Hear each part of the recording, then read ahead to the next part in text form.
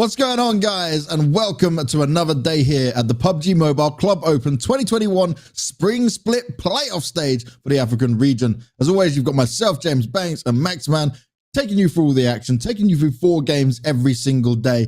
And the thing we got to start with here, Max, is that we are now halfway through. They've played their opening 2 games. They've got 2 days, and they've still got 2 more days to go and compete. And right now, some of these teams, they are on the struggle bus because they are far out there when it comes to this all. But we do have some teams that have made this very close. We were worried that some teams might be able to stretch too far ahead, but instead we've seen multiple teams now just be within a few points of each other, and it can all change every single game. Yeah, we talked about this yesterday, Banks. We were talking about how many teams we think are still in the race for #1 position. And currently, when we're looking at the standings, which teams can still keep in the race would be the likes of atlmagicians in 10th position, currently with 50 points. And we've seen teams like, for example, yesterday, PAINAF, 2 wins. They got himself 59 points, which, by the way, if I'm not mistaken, I believe is the highest point in a day from any team throughout the entire event. I did look a little bit, and I think that is so far the #1 currently scored a day, though we've seen from all of these teams. So big up to INF, by the way, for that. The other end, looking at our teams currently 10th position and above, still in the race. You can still look at maybe a few teams below, but they need outstanding performances if they just even want to imagine making their way back in top 3. So overall, they are still, you said it's 50% done currently with the event. We are going to start to cut off some teams, thinking you're going to make it, you can maybe still make it. And after today, it's going to be even worse. Oh, it certainly is, but it could be greater for some of these teams. They might be able to grab that #1 spot, but we'll have to look at the schedule and see what maps are beginning coming up. And no, we're not going to do any more hurt on towards Maxman's heart. We're not going to give him any Vikendi. We're not even going to tease it. It is just Erangel, Sanhok, Miramar, and Erangel again. And you know what? I saw a comment before, Max, about someone saying that, why do they not play the Erangel games back to back? I think this system personally works better because, you know, where you have like, if you did Erangel, then Sanhok and Miramar, I feel like they'd have too much of this like same style momentum and they could play off that a little bit better. I like the fact it's split up, that it gives them a time and a breather to do some other things, have to think about the next map and the next game ahead, and then come back to it and see what they've been able to progress with. Because if it was just back to back, I feel like it would be a little bit too kind of, you'd expect the same, you know, it wouldn't be as hype. So I like it when we get back to Erangel on the end. Yeah. I fully agree with you on that one. I think it would make it a little bit redundant. And the reason why I like it too is that here they have to play different play styles every single time. They need to be good on every single aspect of the game. Erangel has got good team fighting potential and also is very good focus on scouting. Sanhok, very team fight focused and also being aware of your surroundings. Miramar, all about scouting and how you rotate around the map. And Erangel, once again, as I said for Erangel, exactly the same thing. So I think you've got to be good on everything. And if you do 2 Erangels back to back, you're going to be falling in that momentum of, okay, we're doing Erangel games back to back, and you might struggle to get back into a Sanhok or a Miramar game. So I personally think that having them split away and starting with Erangel and finishing with Erangel makes you, if you do at least perform throughout the entire day, shows that you are good in every single aspect that the game has to offer. And when it comes to being good in every single aspect, well, you've got to not just get placements, but you've got to get the kills as well. As we take a look at the system in place for these teams to grab themselves the points they need. And so far, right, this is where it's come to, that Influence Rage Africa are in first place because they have had 2 chicken dinners, but they have also been getting all the kills. I've got 51 placement points, 32 kills up in there, but they are currently joined with Undisputed African eSports. So we talk about how vital these kill points are. And yes, okay, 1 kill, 1 point, it's great to try and get that done. But sometimes you can fight so early on that you end up being in a bad position and you can't even get to like the top 6, the top 5 when it comes to placement points. And then you're really struggling because it doesn't matter how many kills you get, the other teams have clearly been able to jump up over you. Yeah, a lot of teams have been able to jump over it, and we're talking about kills being so important throughout the entirety of this PMCO. Even before that, even last year in 2020, we were seeing teams when the point system was still 20 points per chicken dinner, kills were still so important, and now it's only 15 points per chicken dinner. Kills are as important as ever, and we see some teams, for example, YONKOUS, they're currently standing in 6th position. They got 40 kills, currently the 2nd best fragging team, and the only reason why they are so far in the standing so far is because they got so many frags. So teams that tend to play highly aggressive, sure, they do tend to take a risk, but if you are able to come out on top of those fights with a high success rate, man, you're going to be looking great. For example, YONKOUS, I think, is the perfect example of kill points actually helping you to be close to those top positions. Well, let's take a look at these rankings. We started to discuss it a little bit and see where all the teams are sat right now. And as I said, it was close. Just look where we are. From 7th to 1st, there is only a 10-point difference. That on its own is crazy. One good game from any of these teams and they can jump on up and move on past. But these have also been some of the most consistent teams within the lobby. And you got to say, that it is all about what they can deliver today to make sure it's not as stressful tomorrow when they come on into it.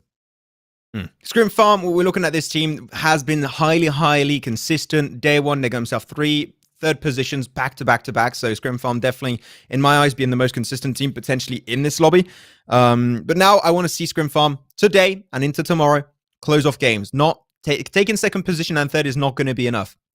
I know you love being the bridesmaid on those Miramar games, but you need to take the wins eventually. If you take the wins, you said it's only 10 points difference between 7th and 1st position. One big win or even just another second position from Scrim Farm, and they are going to be up in number 1. So overall, consistency is going to be key as always. And hoping to see a few of the teams that are maybe close, but they can still make it up there, but starting to fall behind, such as Existence, Gamers Unite Nation, ATL Magicians, even Pain. Those are the teams that I'm mainly going to be looking out for today to see if they can try and get back into the race. Now, when it comes to some of the teams down the bottom, and I'm not pointing this out just to be mean to them, but like if you're sat in a position like Art of Killing Esports, DROGONS, Spaza Six, or KHK, you really are struggling to find a way into this, because if you don't just have maybe 2, potentially 3 games where it's top 3 and a lot of kills with it, I don't see a world in where you can even compete right now. And for poor KHK, I have to say, we expected so much more from them. I'm not sure what's going on with them. They definitely not had the best time when it's come to this playoff stage. But in groups, they look like a completely different team. We were screaming and shouting about them, not just because they were pulling off amazing stuff, but they were looking like a solid team. I don't know, Max, anymore. I don't know what to say. I feel bad for them because I think they both know, like, as the team, that they can do better than this as well. The thing that I have the impression that we're seeing for KHK is a team that has got some really good basis. They showed it at the very start of the group stage, and they have not been evolving in any way. I don't think they've been maybe putting as much work as the other teams. There's definitely something happening in the background, and you're looking at all these other teams that we were critical upon in the past, such as Scrim Farm is going to be a good example. YONKOUS also, same for the side of Existence. We criticized a lot going into the group stage, as those teams were able to question themselves and move forward, move past what was blocking them into the group stage. And now going into these playoffs, you know, they're top 8 position, all of them. So I think that's amazing to see that happen. But I seem like KHK is one of those teams that are somewhat very stubborn, I would say, and they do not want to adjust. They always go for the same drop location, exact same rotations. They're not moving. There's not many moving parts in KHK's overall play style. So I would like to see some adjustments, even though I do think it's too late. Currently was only a 2-point average per game for 8 games. That is not good. KHK, they need not only a change, they need a drastic change if they want to even just get close to getting back into the race, because that is like already with 16 points, I'm going to cut them out entirely throughout them making it into the PMPL slot. Is not going to be possible. But you know what? They could still make a redemption story happen, a redemption arc happen throughout these next 2 days. Hopefully get back in top 8. That would be good, but that's going to require, once again, some very, very big changes to occur. And we also have to look at maybe what we're doing here is potentially cursing teams, because Gun, okay, they're in 9th place. It's not the end of the world right now. I picked them as the team to maybe come in and take the whole thing. And you picked Art of Killing Esports, who are down in 13th right now. And then we had someone tweeted us earlier today and they said, oh, did you want to change your predictions? Did you want to choose someone else? And I actually just said, you know what? We probably shouldn't, because we want the teams to be able to play their game. And right now we don't seem to be giving much luck towards them. What if we say INF is good? We're going to vote for INF and they just go dead last. Oh man, that would be unfortunate. But yeah, we're going to be sticking to our guns, and it's because these teams also have been shown big promises going into the group stage. So we'll keep on going with them. Hopefully they can make a comeback happen. I mean, Gun are still in the race in my eyes, at least. They can make it happen. They've been saying they were going Super Saiyan the entire time, where they went from Goku to Krillin apparently. So Gun's got to really put it up an extra notch. Hopefully, was that too harsh? Okay, saying they were Krillin, that was maybe too much. I'm sorry, guys. I'm sorry. From the very top all the way down past where you can even see my hand, because Krillin, like, he doesn't have much luck at all. Yeah, you're basically putting him in 16th place, and they're not there yet, right? They've still got a chance of it. Who would be the fair one? Where would you put him? I guess. Would you give him a Saiyan? Would you give him a low tier Saiyan? I don't know. I mean, Krillin keeps on dying, and they keep on dying. You know, like there's some similarities I'm finding here. They're not dead every time, though. Like straight away. Like maybe we give them. All right, I'll be nice. We'll give them Trunks as the kid as he's growing up. You know, kid version of Trunks growing up. So if they can have a good day today, then maybe they can evolve and go up further into the real Trunks, you know, when he's just slashing up and destroying Freezer as well. Maybe that's an opportunity for him. But I'm not going to be mean enough to say Krillin right now. Krillin would be like me or you playing, mate.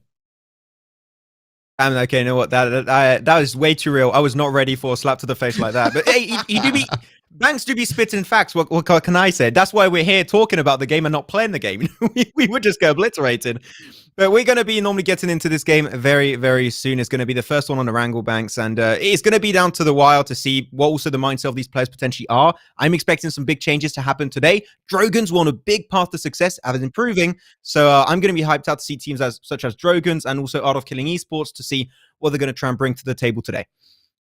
Well, it is about seeing what they're going to bring to the table today. It's also seeing who's going to be born to win this time around. Because again, the match is about to start and this is the moment of truth. Will you have the support of your mobile phone? Well, when it comes to mobile gaming, not all smartphones are created equal. And Oppo has specifically designed its latest devices with this in mind. The Reno 5G is the perfect match for your PUBG mobile experiments. It has a remarkable power and speed, plus best-in-class graphics and audio for the ultimate entertainment for your favorite session. So let's get into the game. Let's get this game started. It's number 1 out of 4 today. We're moving on into Erangel, and we're going to see what these teams are going to be able to deliver. And straight away, when it comes to this, do we get a crazy plane? Do we get a crazy circle? Because, Max, we continue to get some of the most interesting games we have seen here.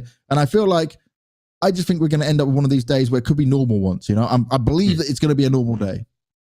I think yesterday was the closest we ever got to like a normal day. And even then we had some circles that were like, those are very interesting. The circles going a bunch of times in a row over to Scrim Farm on Miramar.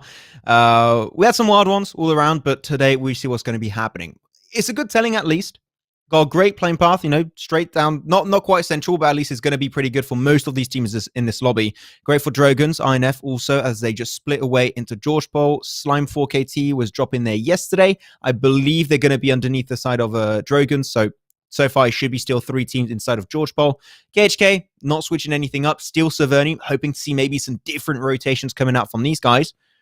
The Rozhok going to be overlapped by Existence. Seems like they're going to be stretching their drop location a little bit further away from Rozhok, so no Rozhok action early on for us. But I'm seeing Pachinki. I'm seeing not 2 teams like yesterday. No. We had Pain Africa and also Blackjack Esports, but it seemed like we might have a 3rd team. Or they're just passing by. Okay, they did scare me, but Pain are copy-pasting what they did yesterday and going for Blackjack Esports into Pachinki. It didn't work out yesterday for Blackjack, so Pain, they're trying to become the true kings of Pachinki in this one, as the circle pops down to the southwestern edge towards the fields of Gatka. So overall, that's a lot of good room to move into. This is not a bad circle by any stretch of the imagination. Yeah, this is one they can be comfortable with to start off with. This isn't going to be too bad at all. We're going to see what teams will be able to make their way in from the eastern side. There isn't as many that go over towards there. We'll look at the teams that rotate in eventually. Now, you touched on this when it comes to Pachinki fight.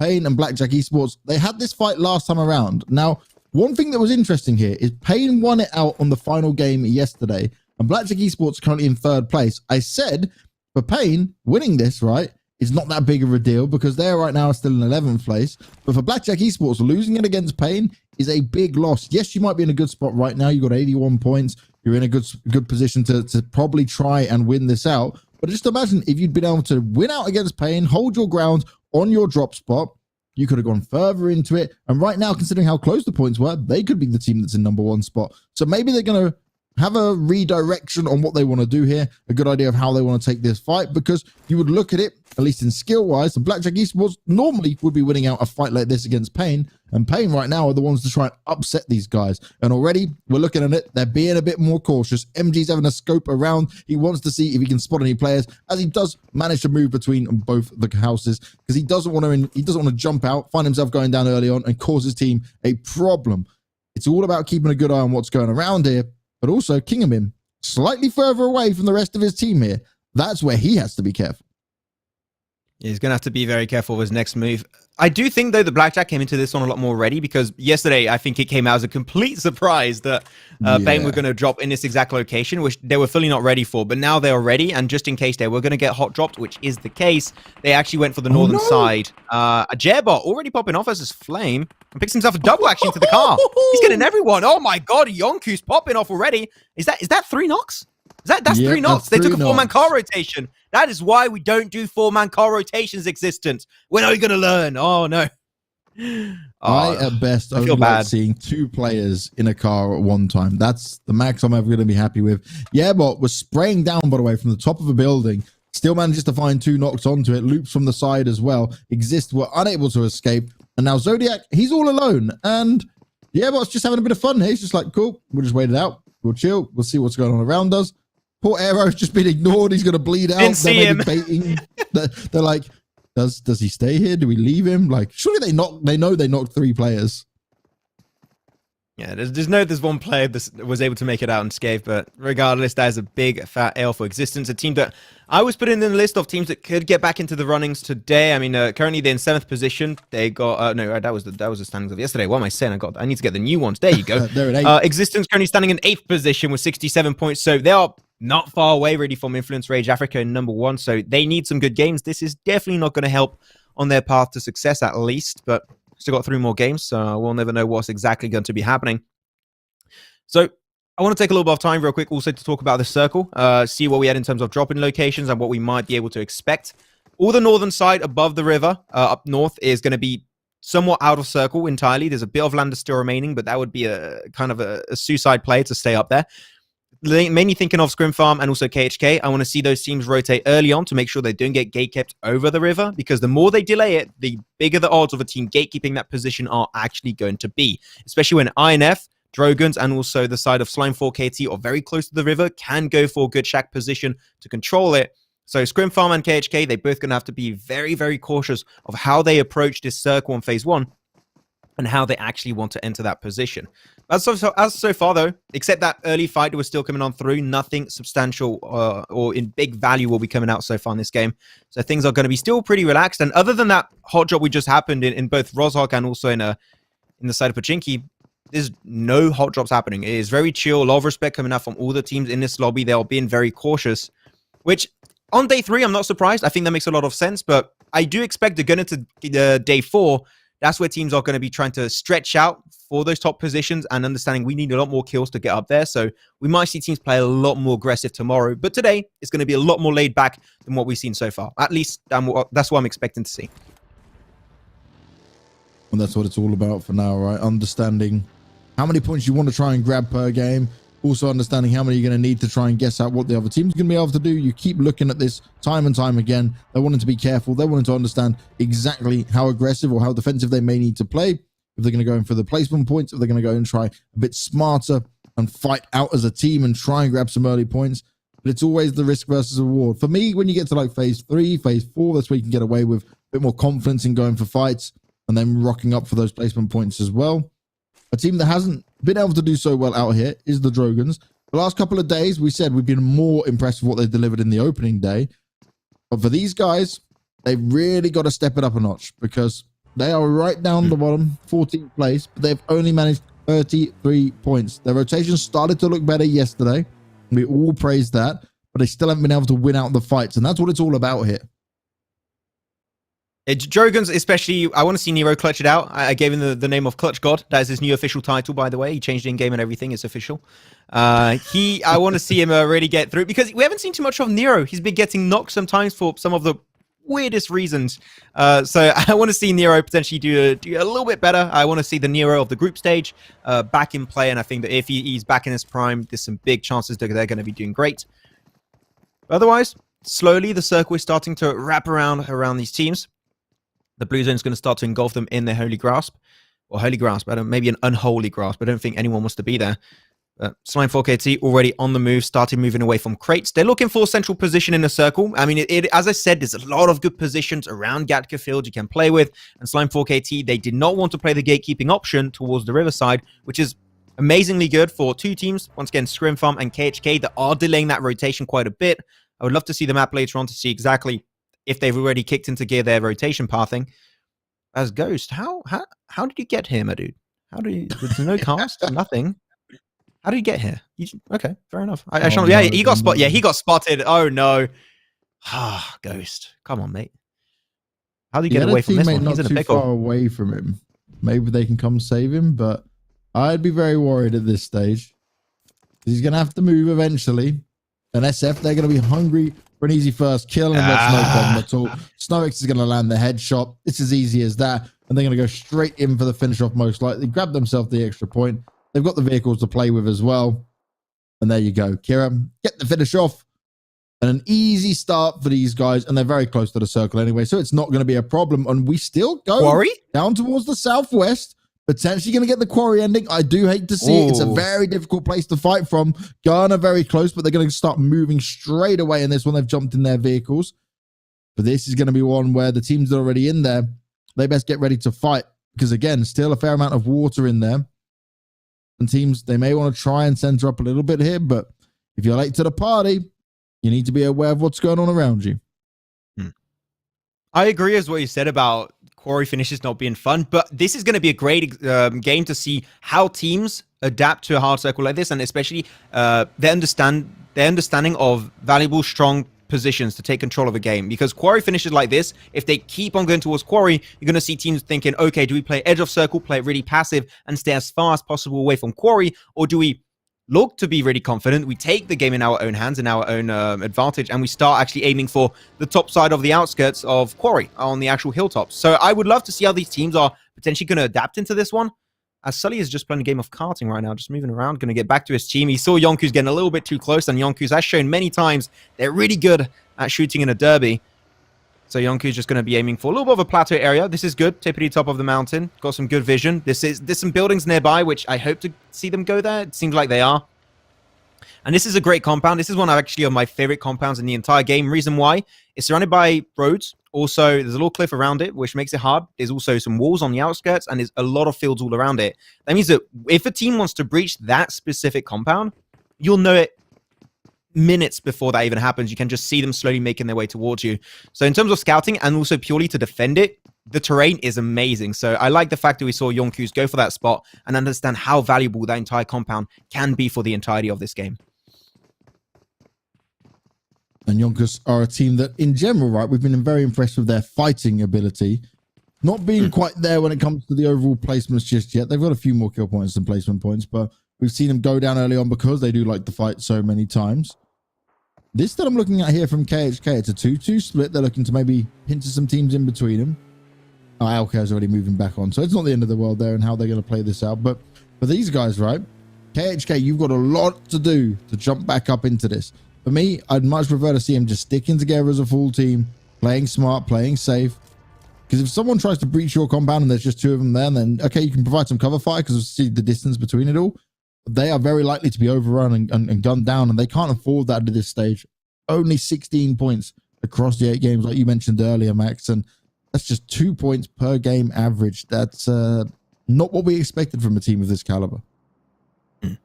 If I can at least point out the positive on this game, they went not quite central, but they got into the circle very early on, and they were cautious about how they were going to rotate over the river.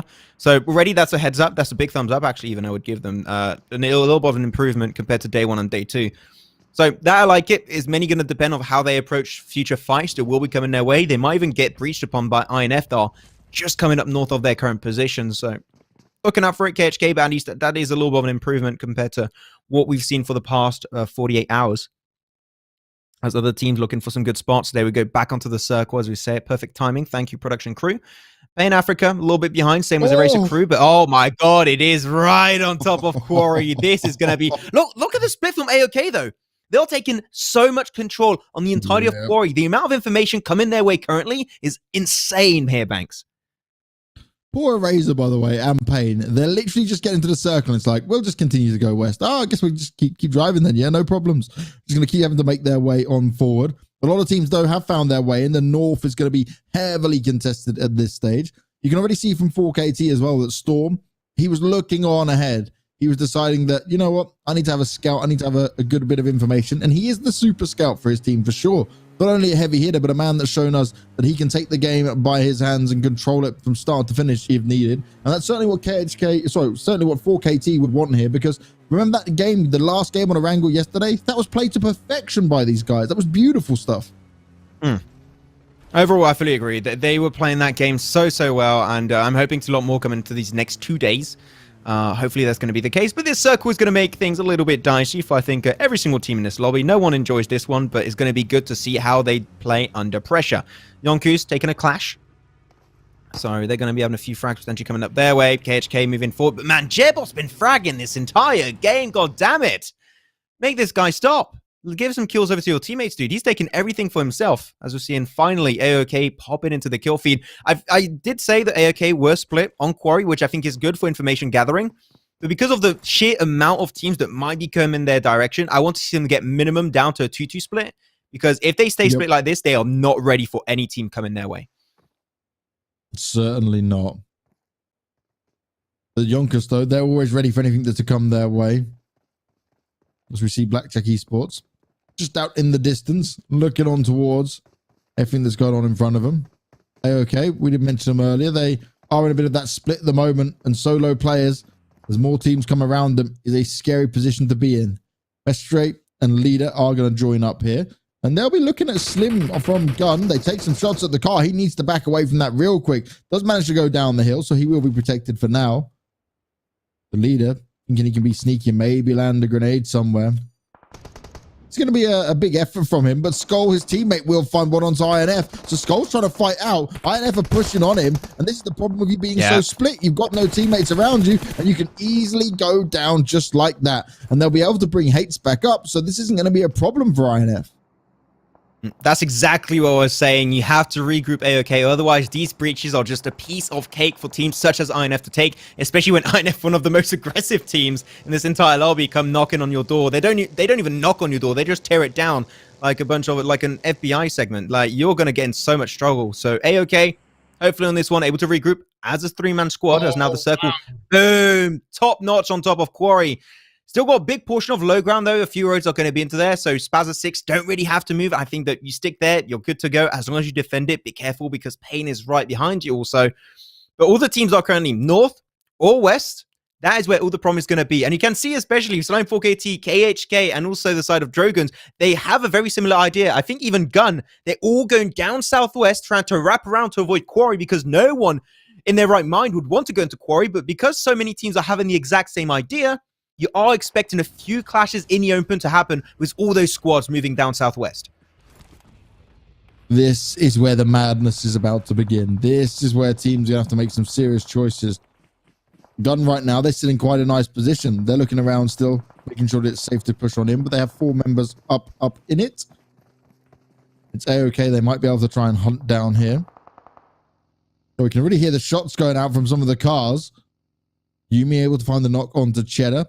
And MG is going to go down as well. So SF getting some knocks. Can they get the confirms in there? Pain. They've been spotted out by 4KT. The shots are going to be started. No one knocked down just yet. There are going to be some finish-offs coming out through for SF. What we're looking at. The nades are coming out as well. YONKOUS are in the middle of it at the same time. This is some madness for sure. El Chapo. Oh, no. Oh, Blade. Oh, no. That's not what you want to see happen. I just like he just parked himself in between of 2 teams. He had no idea anyone was there, but that's the issue when you're rotating and blindfolded. You have not too much of an idea of what is happening in this current location. And he just parked in the, I would say, illegal parking, unfortunately for him. So El Chapo will teach him the law, and we'll have to kick his butt later on. But now the circle is going to be keep on to center up around these teams. atlmagicians full sending it. One player is going to dispatch away from the rest of the squad. So atlmagicians, what's your play? You definitely can't make it through the side of Slime 4KT, KHK, and Pain Africa. This is going to be a death call. They are trying, though. Vortex goes down. He was the player that split away. So atlmagicians currently down to 3 as Vortex gets flushed away. Man, atlmagicians in a world of trouble currently. Yeah, I don't think they realized quite how many teams were around them. They've already paid the price with 1 player going down. El Chapo looking to be smart here. Throw a smoke down to make sure there is a bit of cover over towards the side of him. He doesn't want to be sideswiped at any point during this. We're still seeing SF take some frags. And that's impressive because we haven't quite seen exactly where they're going to be placed to just yet. But they're definitely fighting. They're definitely willing to get aggressive. Currently sat down in 4th place at the moment. And they've really come alive in the playoff stages. They've shown us a whole different caliber of game that they can bring to the table here. We've got a bit of a stalemate, interestingly enough, here. No teams wanting to move just yet. Pain are actually the more active one, and they have the compound to fight from. Or YONKOUS. No, that's going to be one going down to a car explosion. Oh, no, there's another team still. They all had the exact same idea. As YONKOUS moving on by, no one's going to shoot. Oh, there you go. atlmagician's going to be taking those shots. And they connect them, though. Oh, that car goes out into smokes, though. It's got to be careful. Get shot to the side. But YONKOUS, I believe that's them out. As I say that, they have a few players eliminated. And yeah, I'm pretty sure that's YONKOUS out in 14th position. They were late on the rotation. They had no idea who was there. They had no idea how many teams were in that current position. And that is going to hurt them heavily. But man, this circle, what is okay, I said yesterday we had somewhat normal circles. I think that was the closest we'll ever going to get to a normal day. Today is just another insane day about to happen. Oh, man. And look at the positionings when you look at this circle. Temper on the eastern side all alone. Everyone coming down from the south. That's the battle that's to be looked at here. You got SG, you got KHK. You got maybe one player of Magicians. You got 4KT. And you got a couple of players on the Drogons, all trying to work their way up. Gun are going to be fighting at the same time. Oh, and excuse me, it is 2 players on the Magicians that are right here. But they've still got a chance in this, but they are heavily outnumbered, and they are the team further down south than the rest. But they've got an uphill battle and a half to try and... Oh, the car? Pain. You mean? Oh, there you go. It's a Mad Max. Oh, whoa, no, what? Rids! Magicians did it. That is huge. That is absolutely huge. You bite the Magicians bite back. There you go. They're going to teach you a good old lesson. Sad, they're going to have to keep on pushing forward with the rest of his team. Everyone got knocked, one got flushed, so this is not looking fantastic for them. Slime 4KT understand that this is a fight they do not want to get involved with. But currently, we saw in the circle earlier, one team just sitting down pretty is going to be actually the side of Temper. As there you go, Feck's going to be taking himself a fight. PAINAF Africa going to be losing their final player of Hanad, and they are out in now 12. 11 teams now remain, but all the teams that committed early on to going towards Quarry, now they got to disengage. Now they got to go down from this spot that initially was so valuable, but now is unfortunately going to be haunting them for the remainder of this game. How are Gun going to be tackling this one? With 4-man team players still alive, they need to make it away from this spot. They got some cars, but even with cars, that is not going to be an easy rotation to make happen. Oh, it's really not going to be easy at all. And Gun, they're looking to take the fight to INF and keep them far away from having a chance in this one. So the mollies go down, shots being fired off as well. There's plenty of smokes, but that's nice from Vile. He gets himself the first knock up in it. And okay, INF could be in a position where they can revive some of these players, but you're keeping them so busy and they're right on the edge. Gun know that eventually INF will be forced into their hands. We're still seeing, though, some other teams take some shots at them, and Nerf, Me, and Slim, they're right up in the action of it all. They've got to be careful because they're slightly separated here, and Hansley, he sees this as the time to strike. He's got a nade pinned and ready. He wants to push it on forward, throws it on through the smoke. It's a bit of a blind shot with it, but it does do some damage. Vile crawling away, trying to escape here as Hansley's looking for an off angle. He's trying to find a way to get back in this and try and put the hurt onto him. But still, they'll take fights with anyone because now they found Fex. 4KT in a spot above her. And Hades, he's easily going to be able to finish that off as soon as Fex shows himself. He's going to find the tree, but that tree isn't going to save him for long. The circle went back on top of Quarry, actually. I thought he was going to go away from Quarry entirely, but no, actually, they do not have to move from this spot. Whichever team is able to take this, Gun or INF, might be the team to take the win. The Gun with 2 players knocked away, only Plaza left alive. This is going to be hard as a 1v4 of INF is coming his way. They're going for the flushes. They want every single kill they might get, up to 9 already. This is an amazing game for INF once again. INF have been the most consistent team so far, already with 2 chicken dinners. Looking to potentially take a third. Plaza? The circle started to benefit, and Plaza's just gone out. All guns blazing. Nice damage being done, but Pronto, he fires back and puts an end to him. He can't quite make it work. The smoke distracting him just a little bit. But Hansley's having a look down there. He's saying, hey, can I get involved in this action? Can I get a potential another kill? INF still with 4 players and 9 kills like you mentioned. This is solid from these guys once again. Oh, another nade. It does work out. Look, Russell did it. Oh, they threw the nade down. Now they know. Hansley's well aware that this could be going on. Pronto's going to be run on over as well. It's SG that just turn up to the party. They may be late, but they're going to come and make a big amount of noise. But more nades going down towards them. That's not what they want to see. This is problematic because the high ground advantage is all in INF's favor. And Pronto's gone down. 4KT out in 8th. And now just 7 teams remain. And INF, they're hungry for all the kills. UAE, they're able to battle back a little bit here. And SF, they've been fighting for a long time. I'm surprised they're still alive. Temper, they've got time on the edge of this to try and make it work. But Yumi, despite how much activity we saw in the kill feed, they've only got 3 kills. And now Yumi, she is all alone. Like how UAE are just chilling up north. They're like, what are those guys doing over there? What's happening there? We're not going to get involved just yet. just looking over the wall slowly but surely. Man, the nade, Spaza Six, that's actually big onto INF. Pops the nade from down below on top, but can they actually walk up there? That is a very slippery slope, literally. I do not know. I'm seeing one player of Spaza Six currently making his way. He's actually able to walk up there. That's actually big for Coco. The Molly's coming out. Maybe it's secure the kill onto Hussein. The smokes are going to buy them a lot of time. Spaza Six, they were in such a dire position and yet able to make it up top. True, also in a really good off angle. Could maybe chuck some extra utility from there. This is Spaza Six maybe trying to steal this position away from INF. And INF, they are struggling to hold on to this position. Yeah, INF are wounded and SG were looking to take full advantage of it. INF were fighting absolutely everyone that was coming to this position. And they got very aggressive as well. Hates has already gone down. Hussein now going to find himself in a rough spot as well. He's going to be executed by Coco. And now this is the problem. More nades coming out towards him. SG looking to take full control here. They may think they were king of the hill. But SG, they've got other ideas. They want to steal this away. The shots come through the smoke, but Shade couldn't quite land it. Skydo going straight in for more execution. He's looking to fight strong as long as possible. He's now a solo player. And he does have a bit of time now to heal himself up. True is just stuck on the side of the mountain. Flacco is right by the side of him. And Temper, they've been quiet. We haven't seen so much from them, but they could be going for back-to-back Erangel wins. They won the final game of yesterday. Oh, good spot. Oh, no. Oh, no, he's going to fall down, unfortunately. Feels bad, man, for Flacco. True's going to try and escape that entire fight. But we're looking at UAE. The circle actually went back up north in their favor. All the teams down south, if they want to move away, you're going to have to kill out each other. So this is UAE they were waiting. They were chilling for the longest time in this game. And now the circle, boom, back in the palm of their hands. Nothing to do. And teams will normally, if this circle keeps on going this way, if it goes up north again, all teams are going to have to go down, not even a hill. This is going to be a cliff. You might even take full damage if you're not cautious enough. He's looking for the angle. Temper trying to potentially capitalize on the position of INF Prime. Oh, no. True looking for the angle, looking for Skydo.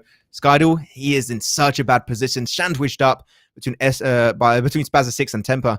Temper going to be putting the hurt on their scouting. Him is coming down, but yeah, Skydo. I don't have high hopes for Skydo right now. Oh, no. True, though, seems to be maybe the focus point here. The Skydo is in the smoke for now, but it was Flacco that spotted out True earlier on. As the blue starts to come in, Skydo's not in a bad position for now. The nade goes out towards him. Shots are going to be fired from both sides. They're all spraying. They're trying to use the tree as cover. Skydo goes down. Temper, they are dealing with all the teams that are left. And now it is only UAE that stands in their way. We've got a full 4 versus 4 to end out our opening game of today. It's only been 1 kill so far for UAE, but it could be a big win coming their way. We're up for 7 for Temper, and they've got the high ground to push on this. And as UAE start to move around, they're very separated here. Where Temper, they can provide the onslaught and fire down onto each member of UAE with ease. I think it stays down to the circle. Wherever the circle goes, I cannot see there's still 8 players alive. I'm struggling to see. Great shots from down below from Matrix. That's big. Finds the head. But now the nades are going to be flying by. Six God maybe looking for Maniac. That looks like a pretty good one. Going to be traded off. Six God onto the Molly. Will not burn down because of it, but UAE got some time, especially because of that knock. They can maybe try and push their way forward, but smokes are going to be extremely important for whichever team has to move away from this spot. I can't quite see the circle, unfortunately.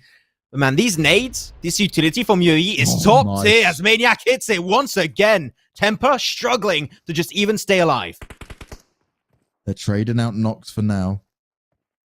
Plenty of grenades being used. Like you mentioned, the smokes could become important. The good thing for Temper here, there's going to be a lot of bodies, at least from past, where they've been able to restock themselves up.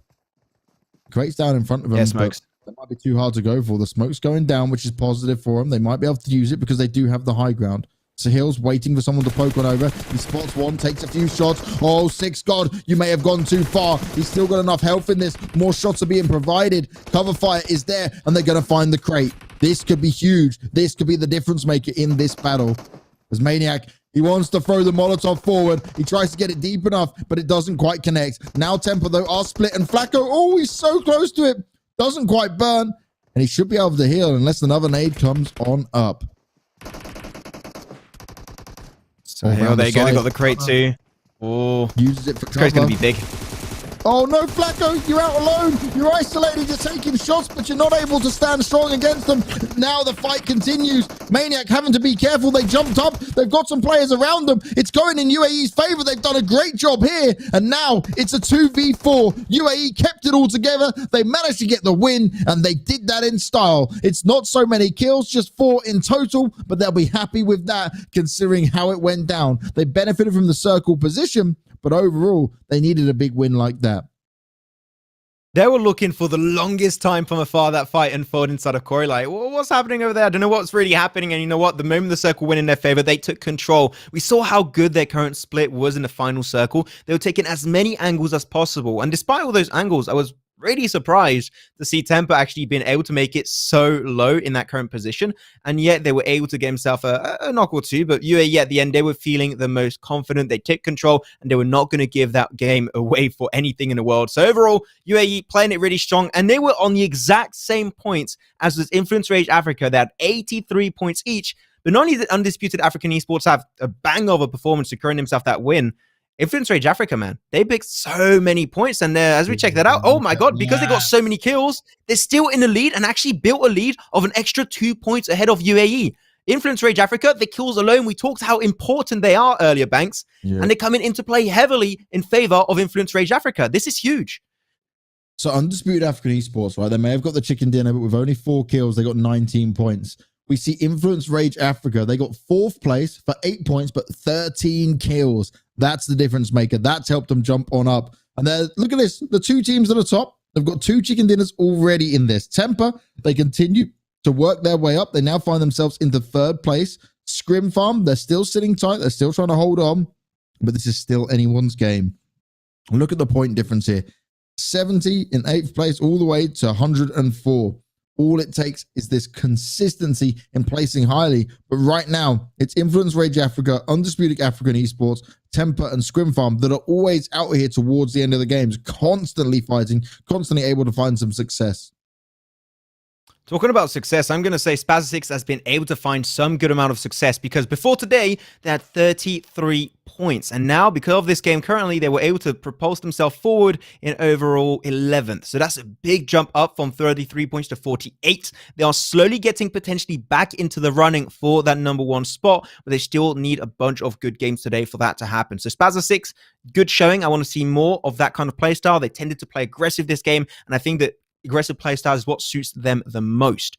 So overall, I got to say, we had some big showings from a lot of teams that I was expecting to do good. Influence Rage Africa and UAE, of course, being those few teams. Temper also taking that 2nd spot away. And Slim Farm, I was really surprised because you even brought that up earlier. They popped into the kill feed so many times, but they were struggling to find those finishing off kills. They were struggling to convert knocks into kills. And unfortunately here, it makes them fall a little bit further behind. And now they're currently still in 4th position, which is still not bad by any stretch of the imagination. But Scrim Farm, this is maybe just not going to be quite enough if you are looking for that #1. As I said earlier, I want to see Scrim Farm take control and close off games. They almost got themselves in a really good position, that one. But hopefully we still got 3 more games to happen. So Scrim Farm, I'm still seeing them struggling to maybe find a win here. Yeah, like you said, right, it's about getting this deeper run of getting the kills. And like we saw them so many times getting knocks, just not able to confirm it, just not able to take the advantage and deal with all the extra kills they could have been able to get. They ended up with 3 kills in that game in total. So it's not terrible, but it's not great either. You got run on over when everyone started to charge on up. The team that you have to praise the most in terms of the fighting ability, though, was the fact that INF stood their ground for so long. Even Skylo able to try and hold on as a solo player despite being pincered between 2 teams at one point. So we'll have to wait and see how it goes when we go on to Sanhok, which is coming up next. But for now, this game of Erangel was incredibly interesting. I didn't expect it to be going down like this, and I also didn't expect such an insane ending. UAE probably thinking maybe we should have moved a little bit earlier. Still great that they grabbed the win, but they just weren't able to pick up the kills because they were so far down. When you're shooting upwards like that against all the teams that have a high ground, you're very unlikely to find some kills. We saw them come into the kill feed a few times grabbing knocks just because someone may be able to poke up long enough and pop their head up, but that's not enough for you to be able to take charge and go all the way. We had Spaza Six with some amazing grenades at some point. They were just chucking it randomly, just a few lob grenades up top and just like, but right on top of INF, and they just couldn't replicate because the moment they saw the grenade, boom, detonates, you're instantly knocked away. So it was really hard for INF to deal with it because those were completely random grenades with no information whatsoever. So they struggled quite a bit. Before we do go for break, also, I want to talk about the side of Art of Killing Esports. Yep. I was a little bit disappointed that game because they were the team that initially they were there taking so much information, feeding themselves all that data, all that intel. And I was like, okay, that's great. Now you got the information. Now regroup. That never happened. It happened very, very late into the game. If they would have regrouped very early on, they could have been in a spot where PAINAF were in that finishing moment. They could have been the team to potentially look for their very first chicken dinner in these playoffs. But unfortunately, they were too slow to react to that. Because of them being too slow for it, they could not secure the win. They were way too far away for that. Yeah, you pointed out very early on and exactly what you said was going to happen. They just got picked off. They were too split apart. They didn't group up in time. But maybe they could turn it around going into our second map because we're heading on to Sanhok next as always. And we'll be with you just in a few moments. So make sure you get yourselves ready because that Erangel game, that gave us some hype moments. And I'm sure it's only going to get better from here.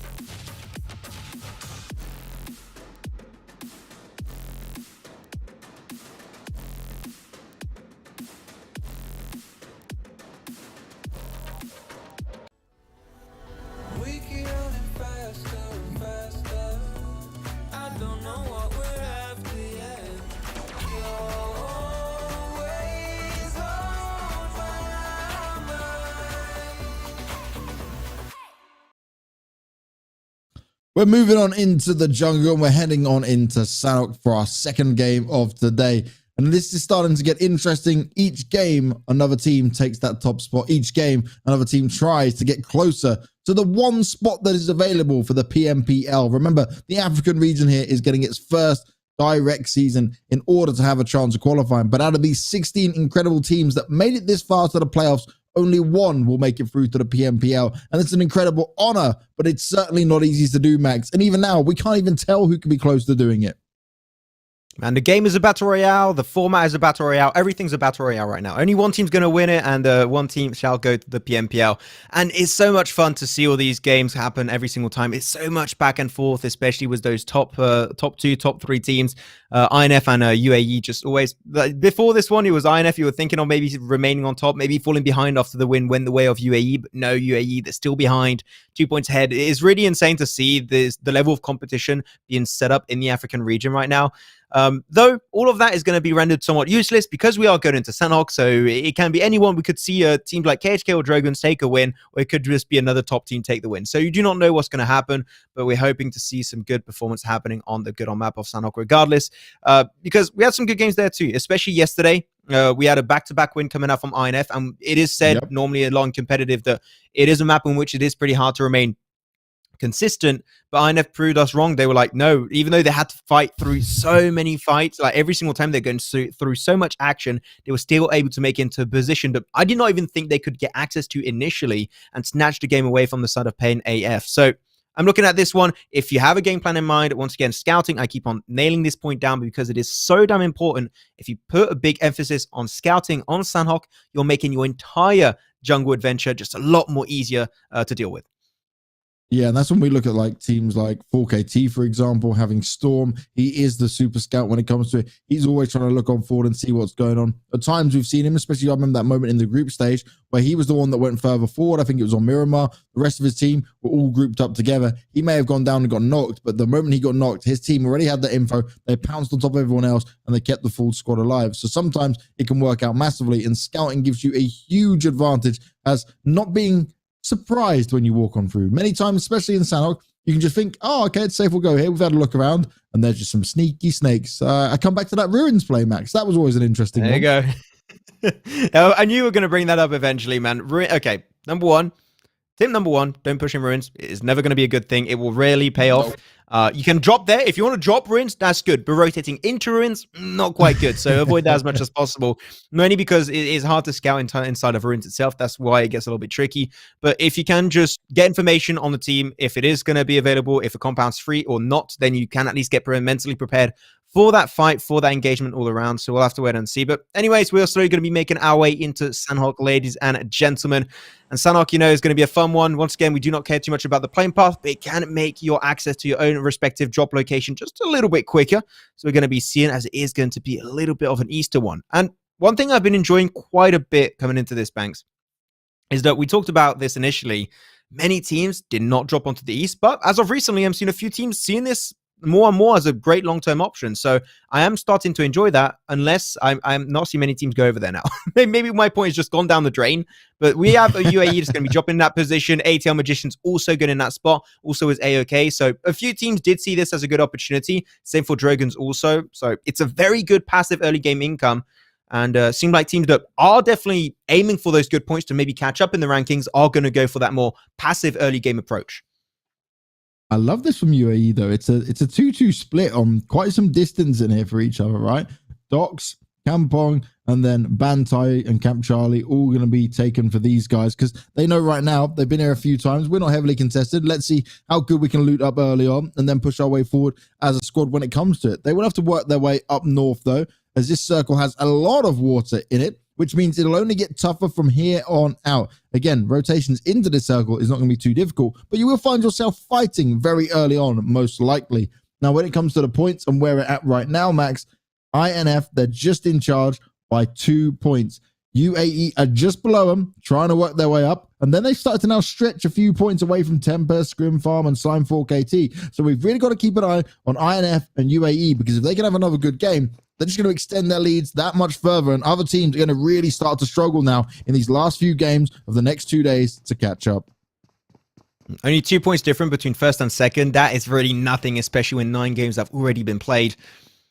So, looking out for them, that is definitely what going to be doing it for this game. As how did this happen over here? Pain Africa, they got themselves a 2-2 split. 2 players currently to the east of bootcamp, and 2 players actually up north towards the warehouses of bootcamp itself. So, a little bit of a 2-2 split that I'm not a huge fan of. I do usually like 2-2 splits in Sanhok, but when they're rather close to each other, I think that this might just be a little bit stretched. So I'm hoping to see the rest of Pain just regroup back as a 4-man squad and get himself in a good spot. The Spaza Six, a team that has jumped up pretty highly after that last game. They were able to get himself a few extra positions from that one game on that quarry finish. But now they need a lot more. That is just not going to be enough for them. So also Spaza Six, they are a little bit split too. So I'm being careful. Oh no. It's Aimer. Oh no, he's moving straight for it. Let's see if he can do something special. He might be able to make it work. Close range. Him and Coco going to face up against each other. Using the... Oh, yes. Oh, big boom. Aimer. Split away from his teammates. Will find himself some early success. Doesn't have a first aid kit just yet, but can use the bandages to his advantage. He has made some noise, though, which means he might alert some other players' attention. But as long as he can run back onto his team, 4KT are going to be very happy with that one. An extra free kill point, something they can work with. And right now, they're in 5th place. So every little kill point that they can grab, every extension they can grab is going to be helping them push a step forward. Because it's only Scrim Farm AF just 2 points ahead of them. And that's who we're sitting with now. We get to see what Scrim Farm is able to do. They've shown us a hell of a lot better performance when it comes to these playoff stages. I'm really liking what we've been able to see from this time. They started to get better when they were known as C eSports going into the group stage. Then they make it into the playoffs. They find themselves a new home. They start being called Scrim Farm AF, and now they start to deliver, and they're looking to make a big statement here, but they've still got a lot to do. They've been one of the more consistent teams, but they got a lot of work ahead of them. I just want to go back to that kill on Aimer. Man, it's so satisfying, the DBS kill. I'm feeling good. If you want to do a PUBG Mobile, just satisfactory montage, just do a DBS kill montage clip. Like that's all you need. It feels so good when those connect, and the easy clean one shot. Oh man, those are damn sexy. PAINAF though, they are looking potentially sexy in the standings if they can keep getting some good results in. They climbed pretty heavily yesterday. They're on the move. Temper from the back. Another team currently contesting away 3rd position, getting very close to 2nd currently. They find himself the opening frag, but not going to be a kill just yet. It's going to be just a knock. But Temper on the move, trying to dispatch himself and push their way into the side of Paradise Resort, which pushing into Paradise Resort this late is very surprising to me, but it is Central Circle. It is a valuable position for the long term. So I understand why a team would like to push this one, even though it is out of the ordinary. But this circle does explain why Temper want to go for it, because they are aiming for the game. Big games are indeed what could award them a 2nd or a 1st position after this one. So they are here to win, for sure, as I'm seeing a few frags currently coming through into the kill feed. So some teams are starting to encounter each other off the back of what you mentioned earlier, Banks. There's a lot of water in this phase 1 circle. So we're already, technically speaking, in phase number 2 because there's just so little landmass in this phase 1. And that's where it becomes a real problem. We know how small Sanhok is anyway. When you already add the extra water into it, and you make it difficult for some of these teams, it just forces fights happening a little bit earlier than what they would like here. Temper will back away from this one, though. Group back up as a full 4-man squad. Both teams traded out knocks, but no one actually went down. It's Temper now going up against the Razor here. Ghost tagged up quite heavily. Impulse, he's very far forward and very alone. I don't like his chances here. Oh no, he's going to be overwhelmed. They're all running around him from every single side. They're jumping out. They're shooting him. He's not going. That's a nice bit of effort being done, but it's not going to work out for him. They instantly finish him off. And Temper, they are on the hunt as a full team. Flacco straight up onto Brad as well. He was all alone. His teammates hadn't quite run on down into it. And Temper, they're looking to make a statement here very early on. We spoke about them wanting to jump up. They're currently in 3rd place. If they can keep all 4 alive and do some more damage and potentially take down a Razor, that's going to help them nicely continue to jump on up towards closer at 1st and 2nd place. They want to be able to grab their hands on. Nice nade, cooked and ready. Shady throws it up. Just overshot him. A nice bit of damage, but no knocks found. Ghost and Ryers, you might decide to just run away, boys, because I wouldn't want to stick around to fight this.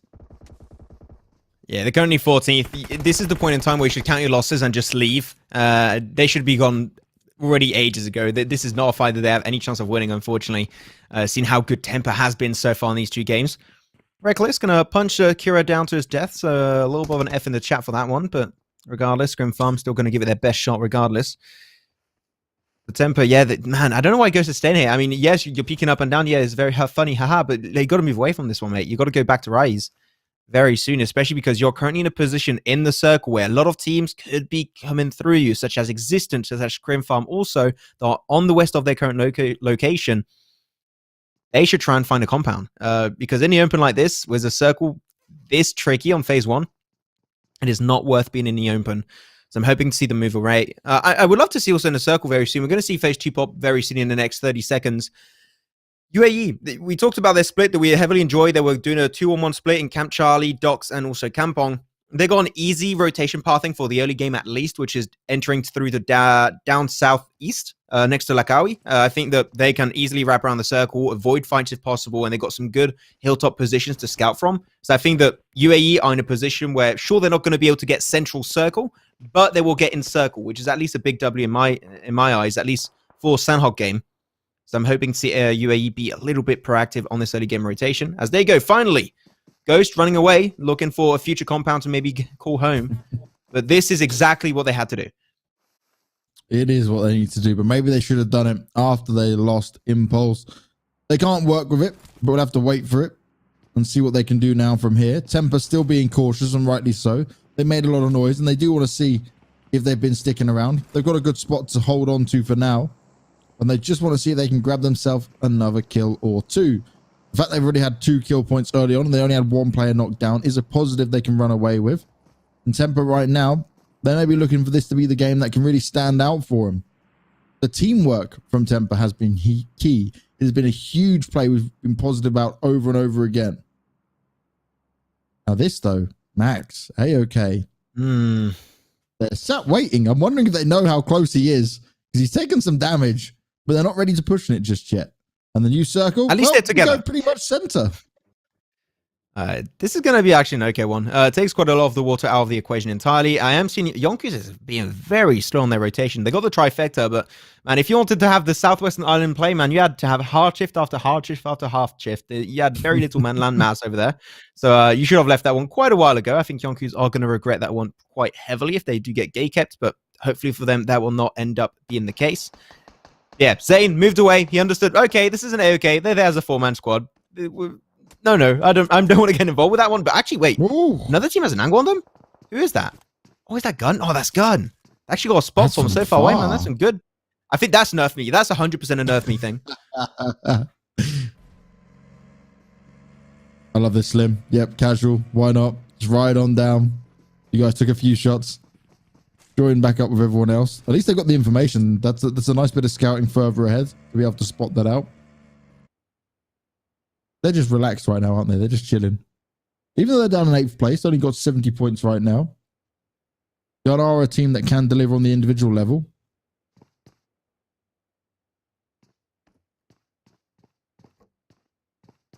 atlmagicians also the team, yeah, that needs to get some good points here. Currently standing in 10th position with 54.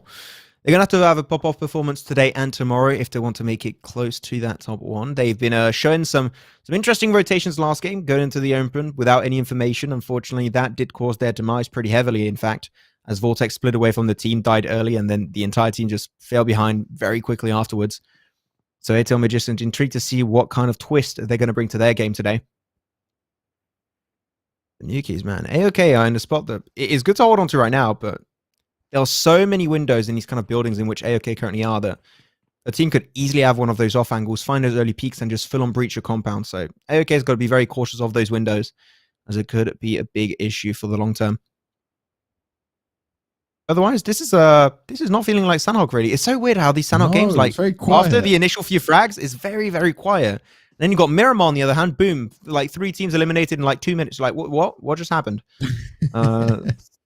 So this one is definitely a lot more laid back. But, you know, with the circle was this harsh, it seems that teams are indeed learning, doing their homework, and avoiding teams as much as possible, which is what we want to see teams do. So the more passive a game, the more prepared there is. They are. That's at least how that comes out to me as, is if there's no fighting early game, teams know what they're doing. Storm gets spotted. Oh, my God. if I was Shady, I would have thought that was a rock, but no, it was Storm the entire time. At least now 4K you're aware. The temper is close. But like you said, it is super passive. Very defensive from these teams. Still being careful, still looking around, but they don't have to move just yet.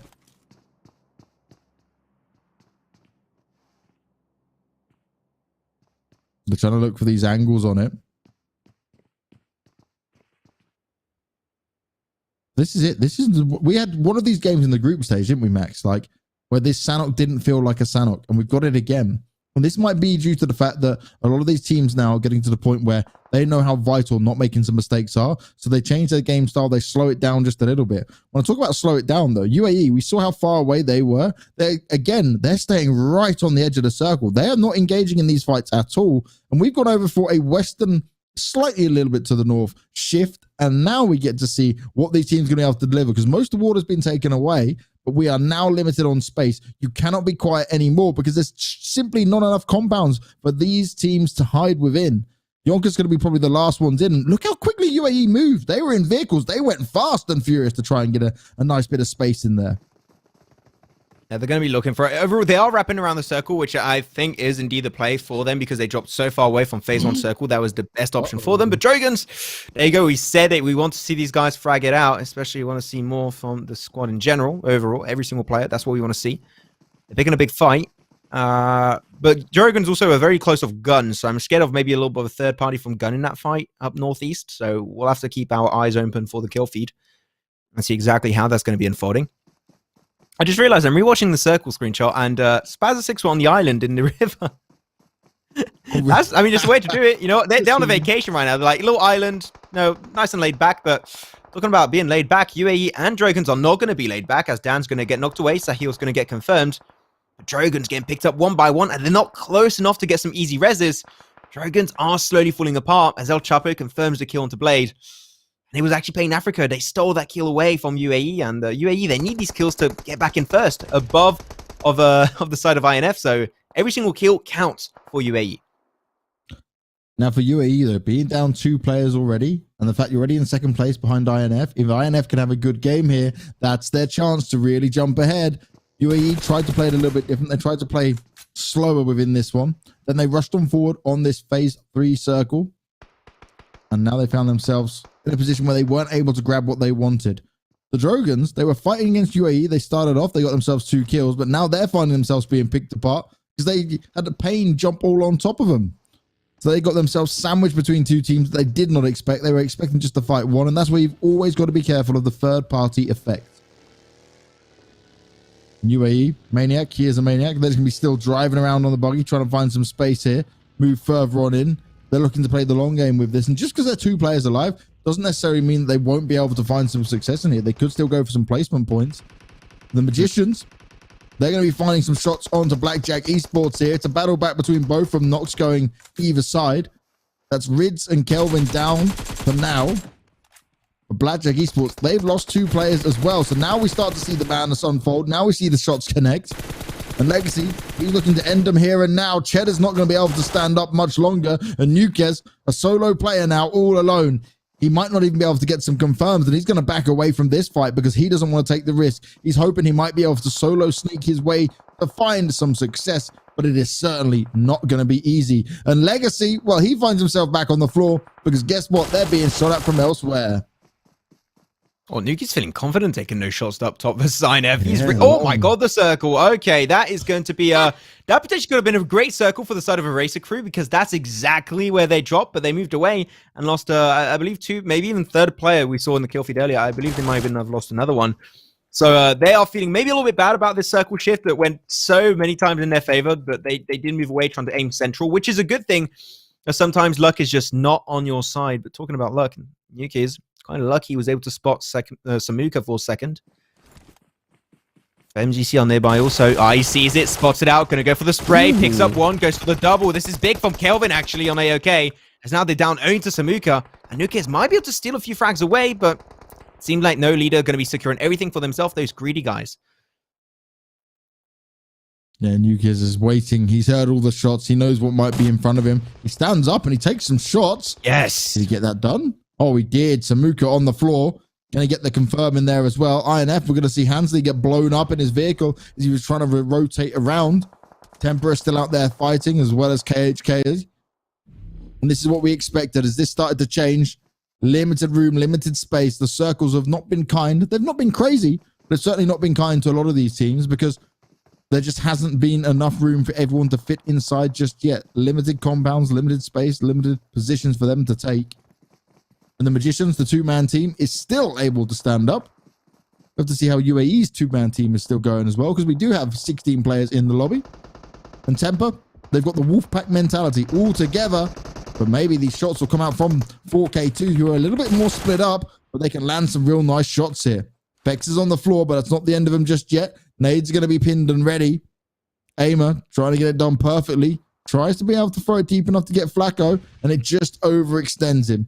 Not able to do any damage, but more still coming out. Gunner needs to be careful as well. Oh, they're able to move away. And those nades, they're pretty close to... Oh, is that smoke coming out? Ooh. Was that nade? I think that... Wait, that's a smoke. This smoke is actually really big. It's going to block quite a bit of visibility. Smoke right towards the position of Aimer. They are looking aggressive. If I were 4KT, I would move backwards, but Aimer's actually able to hit that one. That was big. And now the rest of the team going to keep on pushing forward. This is looking amazing for 4KT. 4KT out of nowhere find themselves the easy kills up at 3 for now. And that was beautiful. They used the enemy smoke against them. Still managed to land the shots as well. That was crucial. That was key. And 4KT, they want to continue to push on this. They want to do some more damage, but they do need to avoid the blue. They do want to be careful of how far they go in this because it is starting to do more damage. And wow, we get shift after shift, this time down in the south, but Exist, they've managed to benefit from this massively. But can they capitalize on it? Can they find themselves some crucial kills? Is Nero gets himself a nade ready. He was taking the shots onto Pain. That looks like a good one. Oh, yes. Decent. Oh, there yes. We go. On the floor. Beast is also being shot at as well. And that's it for Pain. They are eliminated. 4 kills up now for the Drogons. And Nero's delivered 2 of them.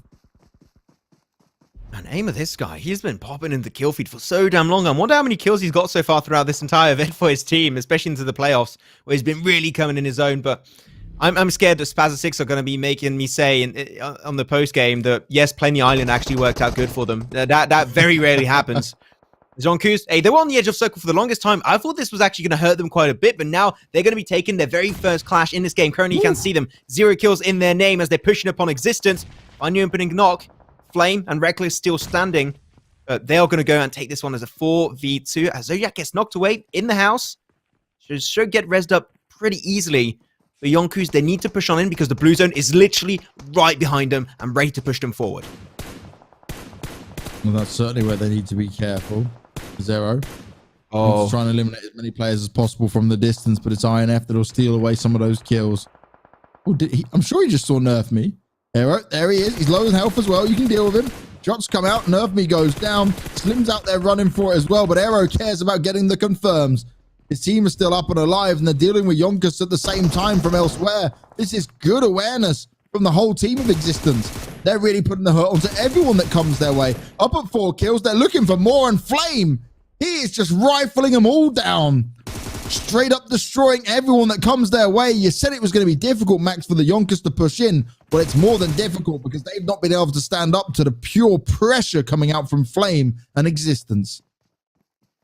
Initially, I didn't think Existence would be able to take this because they all got knocked away and they were struggling, but they were able to get the reses. And because the blue zone that was going to be the winning condition, by the way, for Existence, came into it, engulfed the entirety of YONKOUS, and now they're having to pop the heals to just barely survive as a one-man squad. So YONKOUS, unfortunately, seemed like the playing edge of circle did hurt their chance of a win throughout this entire game, apparently. Eraser Crew, their drop location is very nearby. They did find themselves a nice little compound to play into, but Storm, don't push this as a 1v2. This is not what you want to do, but Storm will be losing his life. And picked up by actually Flame. Once again, Existence, they're looking so confident, like game 1 yesterday. They're feeling so good, and they're popping off once again. But Spaza Six, there you go, coming off the island. They are slowly going to get involved with their 2nd kill picked up so far in this game. They are slowly trying to get involved as much as possible. Spaza survived the island, at least for now, and now they want to take the shots. They sideswiped onto 4KT, but they've got to avoid this blue. It's ticking away at phase 6. It's not damage that they can really withstand for a long time. And True, he's hoping to sneak his way on through. Shade is there alongside him. They're trying to take some shots while also moving forward, but it's less than ideal. Existence are cleaning up everyone that comes their way. But have they done enough? Have they put themselves too far out in the open? True, that's some long distance macking. He does manage to get it, but he'll be traded out instantly. And now for them, this is difficult for Existence. The revives can come in, but look how many are on the floor. That circle, they've got enough time, but how many revives will even be able to get off? Yeah, I can hear the voice chat right now. Res me, no, res me, dude, res me, me. Please, dude, come on, get me first. Hopefully they can get in time because the circle, hey, you know what? Actually, the circle's going their way, but spotted out by Maniac. He picks up 2. And looking for the 30 spots. Flame, if he survives this, I swear, man, there's no way Flame makes it out alive. Has to reload that clip. And that's going to be it for Existence. YONKOUS able to snatch away, actually 4th position. And there you go. That's another team dying. Wait, no, YONKOUS takes 2nd? He's like, where the hell is the last player? YONKOUS takes 2nd position by tanking the blue. How many meds does he have? What? No way.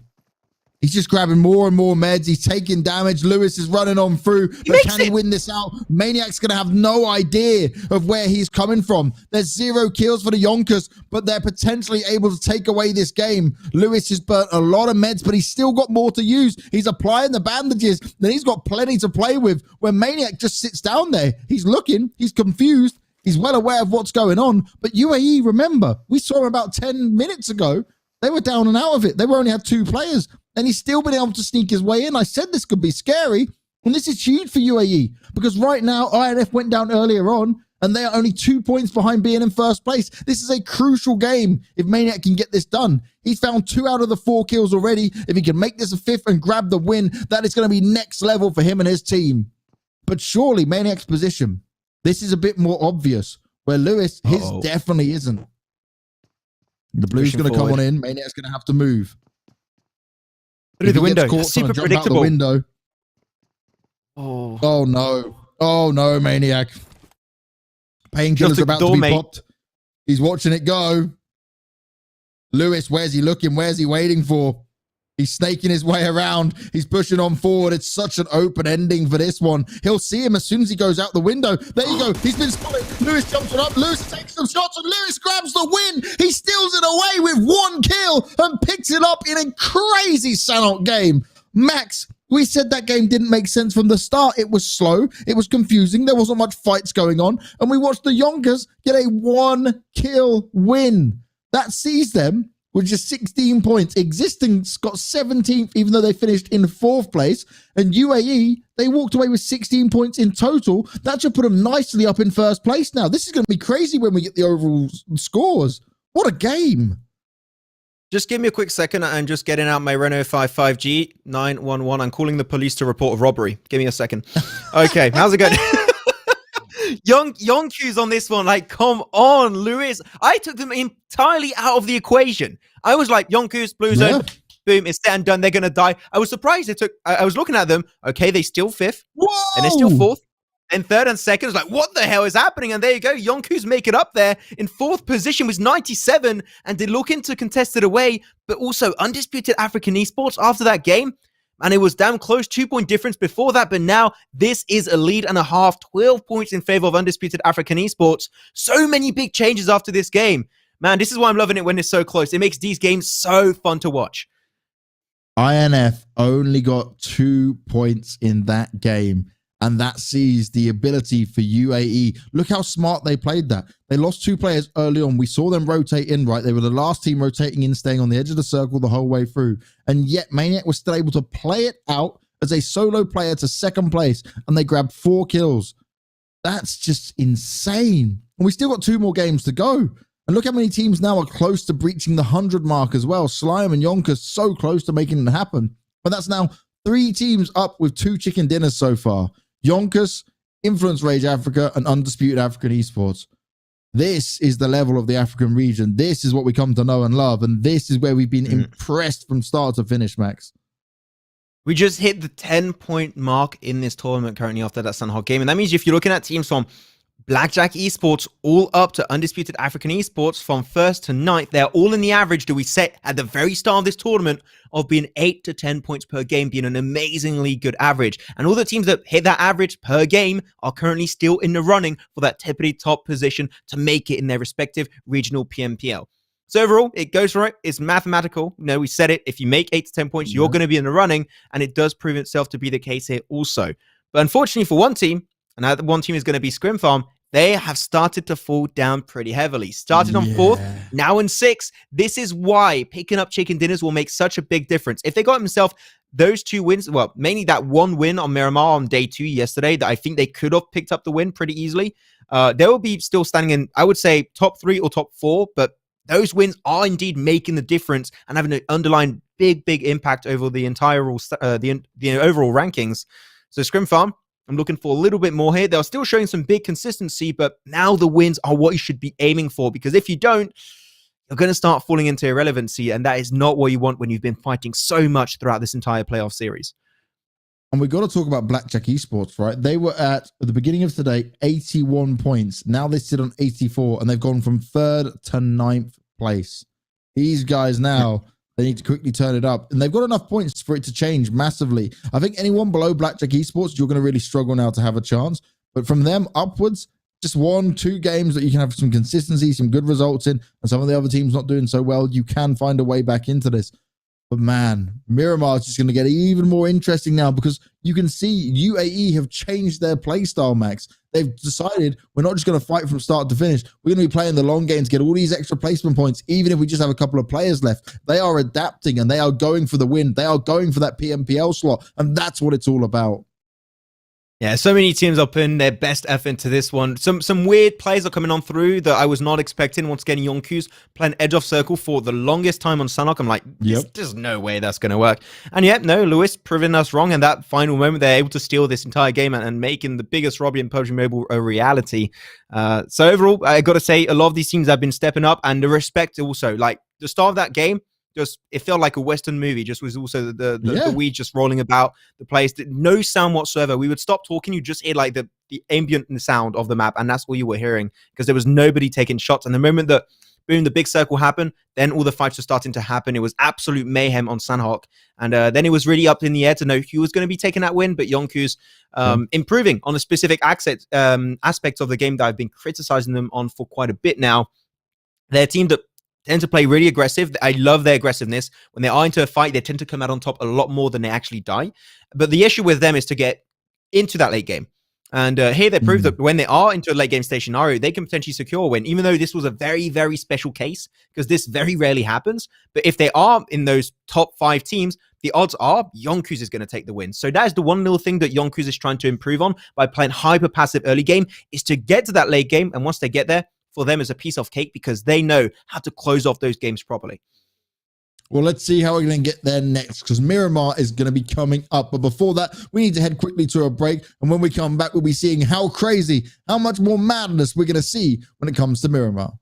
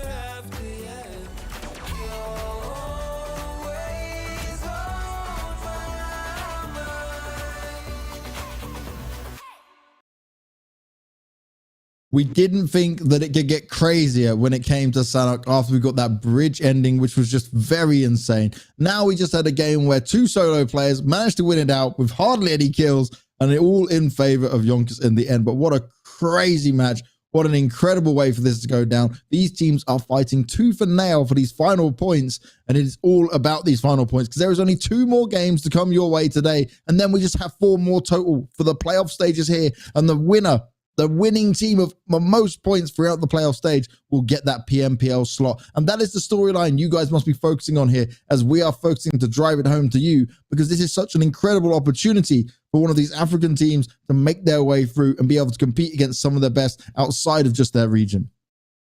When the level of competition is so high for the current top 9 teams to make it in their #1 spot, to make it to their respective PMPL, the one team that's going to make it through are going to be having a lot on their play, because here the level of competition is super high up against your own region, up against teams from Africa. Going into PMPL, you're going to be having to fight versus teams of other regions with different types of metas.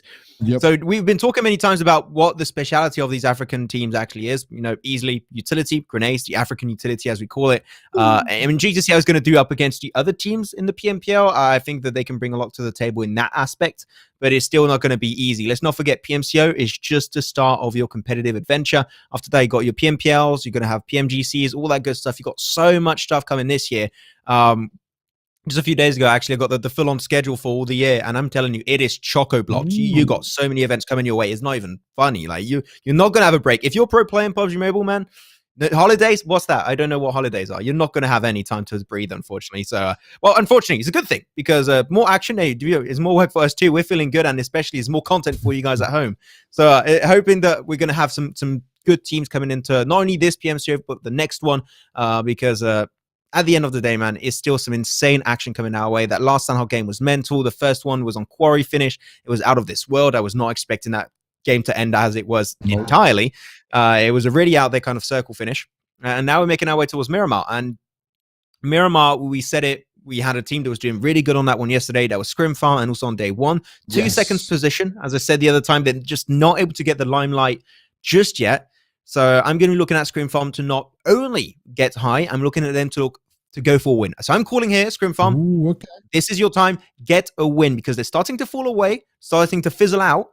They're 6th position. They were 4th at the start of today. I want to see them get a big, fat W, a big, fat win. And if they do it, they're back in the race once again. But they have been falling behind a little bit in my eyes. Yeah, and this is the thing, when you talk about Scrim Farm, what they've been able to do on Miramar, it seems to be like almost a home ground for these guys now. They've been able to get some close games, been able to have the consistent placements, but it's just being able to steal away that win. They seem to find themselves, and both games we watched at with those guys, they were sat there fighting for so long, right? So when it did come to the final battle, it was like, oh God, we're already limited. We've already been chucked down a little bit. And it always goes away from them. They never have the compound where they can just sit in and be comfortable. They're always having to fight start to finish. But that's one thing I'm going to praise them on, is that they are able to fight. They are able to take these battles. And I remember at one point, on the last one yesterday, they had 3 teams that were around them, like 1 just in front of them, 2 behind them. They were taking shots from both sides. They were doing their best. And then the circle went away from you, just like, oh, if you can get this, it would be huge, but this is going to be difficult. So maybe this is the time for them to shine. But I do want to keep an eye on UAE, not because they are the #1 team right now, but because they changed up that play style on Sanhok so massively.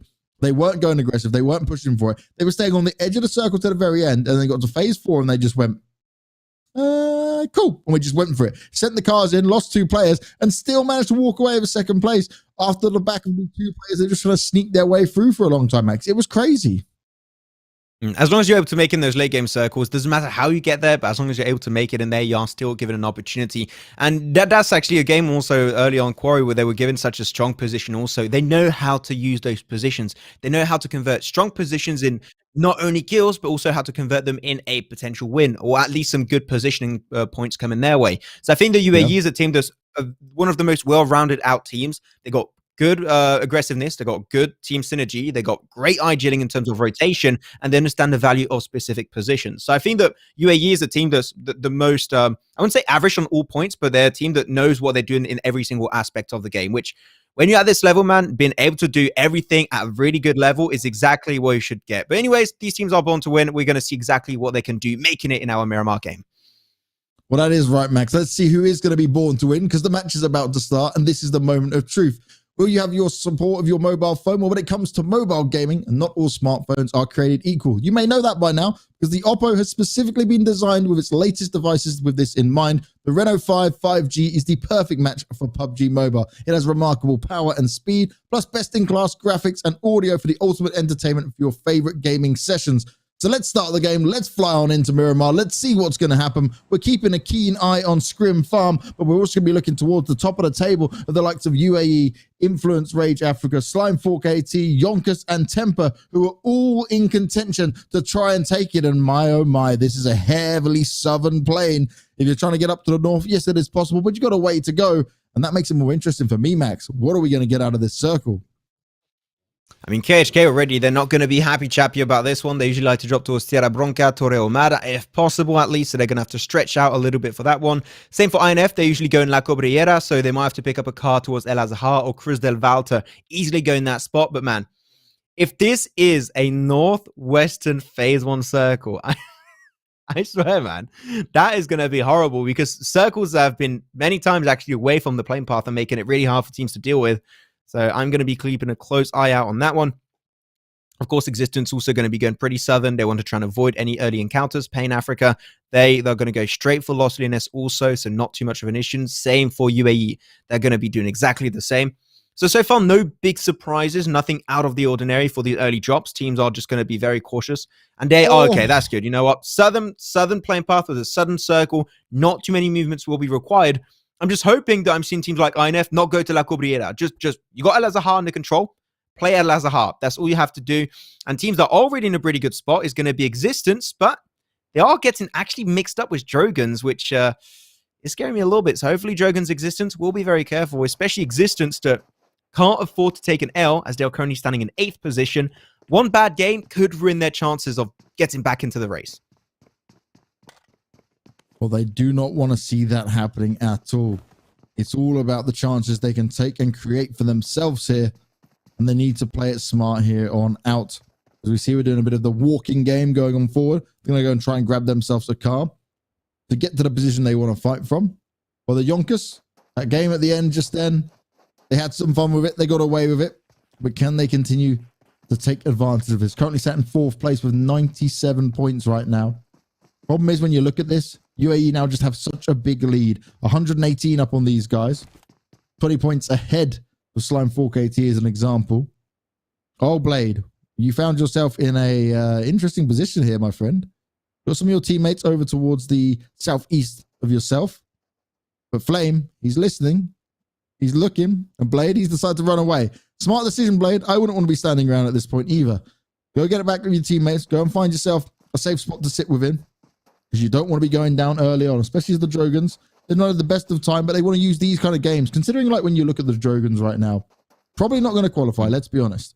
So this is about using these games in the best way possible as official games to learn and grow as a team. That is what they need to do now, right?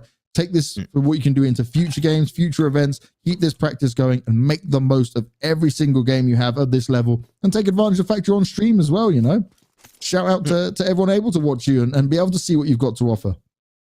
Yeah. I've been able to see a few times in the past, actually, teams that did not qualify and were actually pretty low, but because they kept on playing and showing especially good mentality and good overall impression in those last few games where they did tend to play a little bit better from time to time.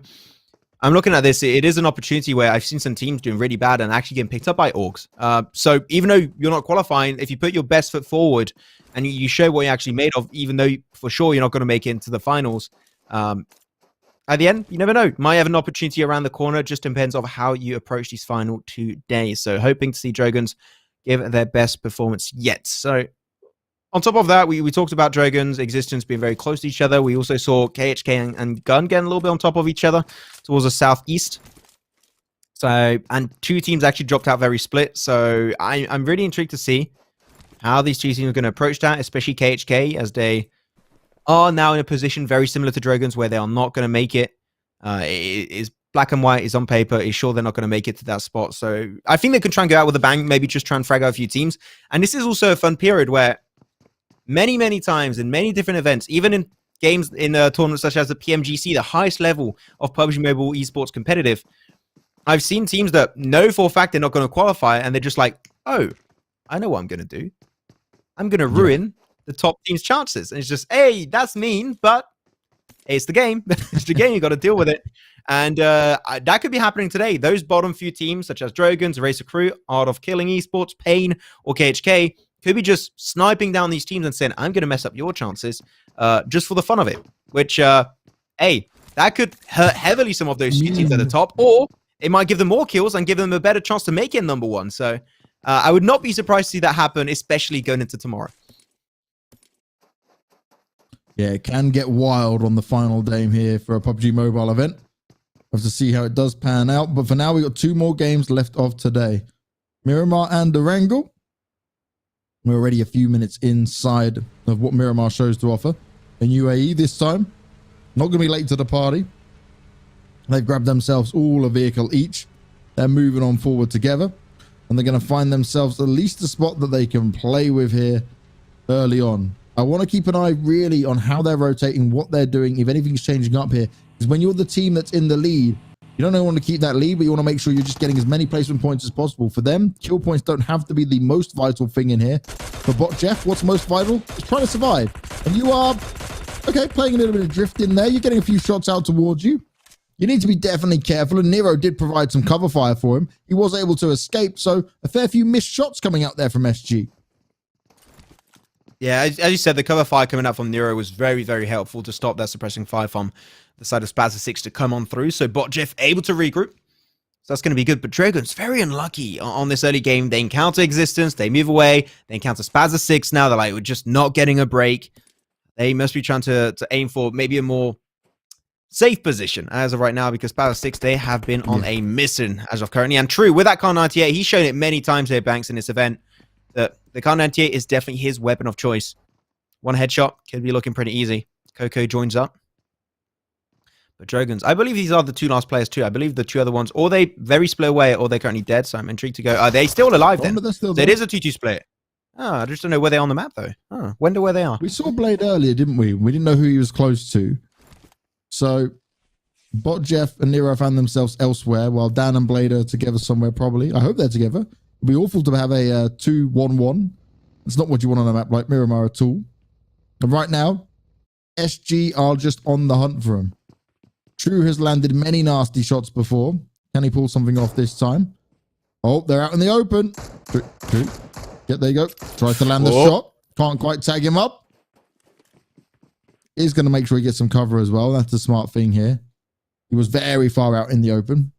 But they will force DROGONS away. They won't be taking this fight, at least for the meantime. And the DROGONS didn't decide to jump back in the vehicle. They're just going to go for a little walk this time around. They're enjoying the scenery.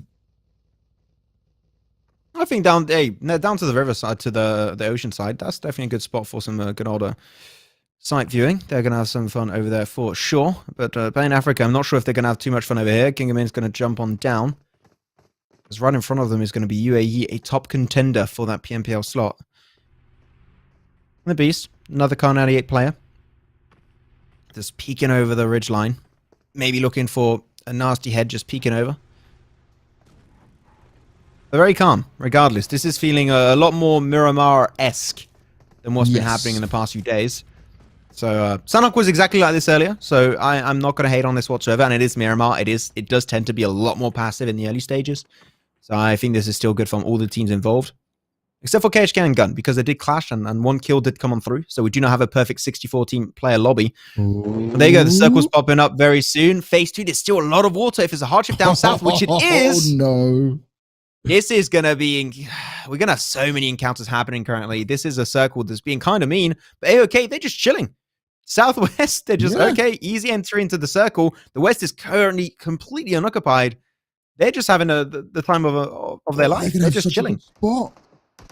Yeah. They can put themselves up on some high ground and just look on in before anything happens. There's the DROGONS. We spoke about them being split up. Well, Legacy was able to find himself 1 kill. Not healing up just yet. Bot Jeff is to the other side, but already the teammates, the cavalry, have arrived. And Bot Jeff, all alone with a MAC-10 right now. Kelvin about to poke him around the corner, straight out up into it. Shots are going to be landing. No, can't quite take him down. Oh, and the nade right on top of Jeff. Legacy.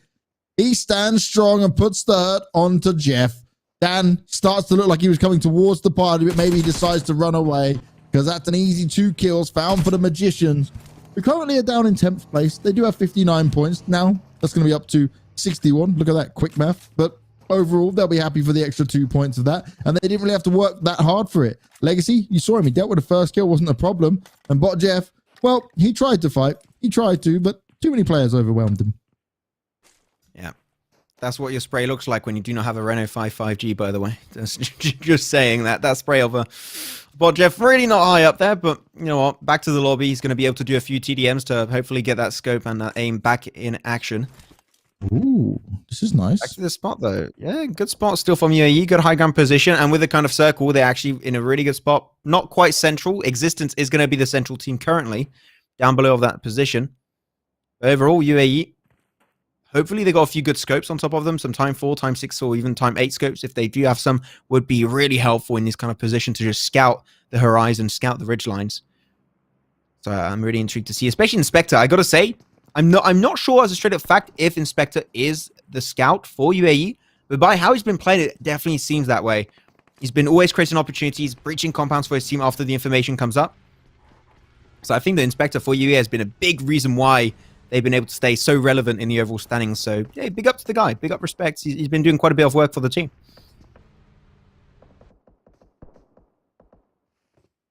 I like this from UAE, though, right? They've got the information, but you notice they're not taking the shots.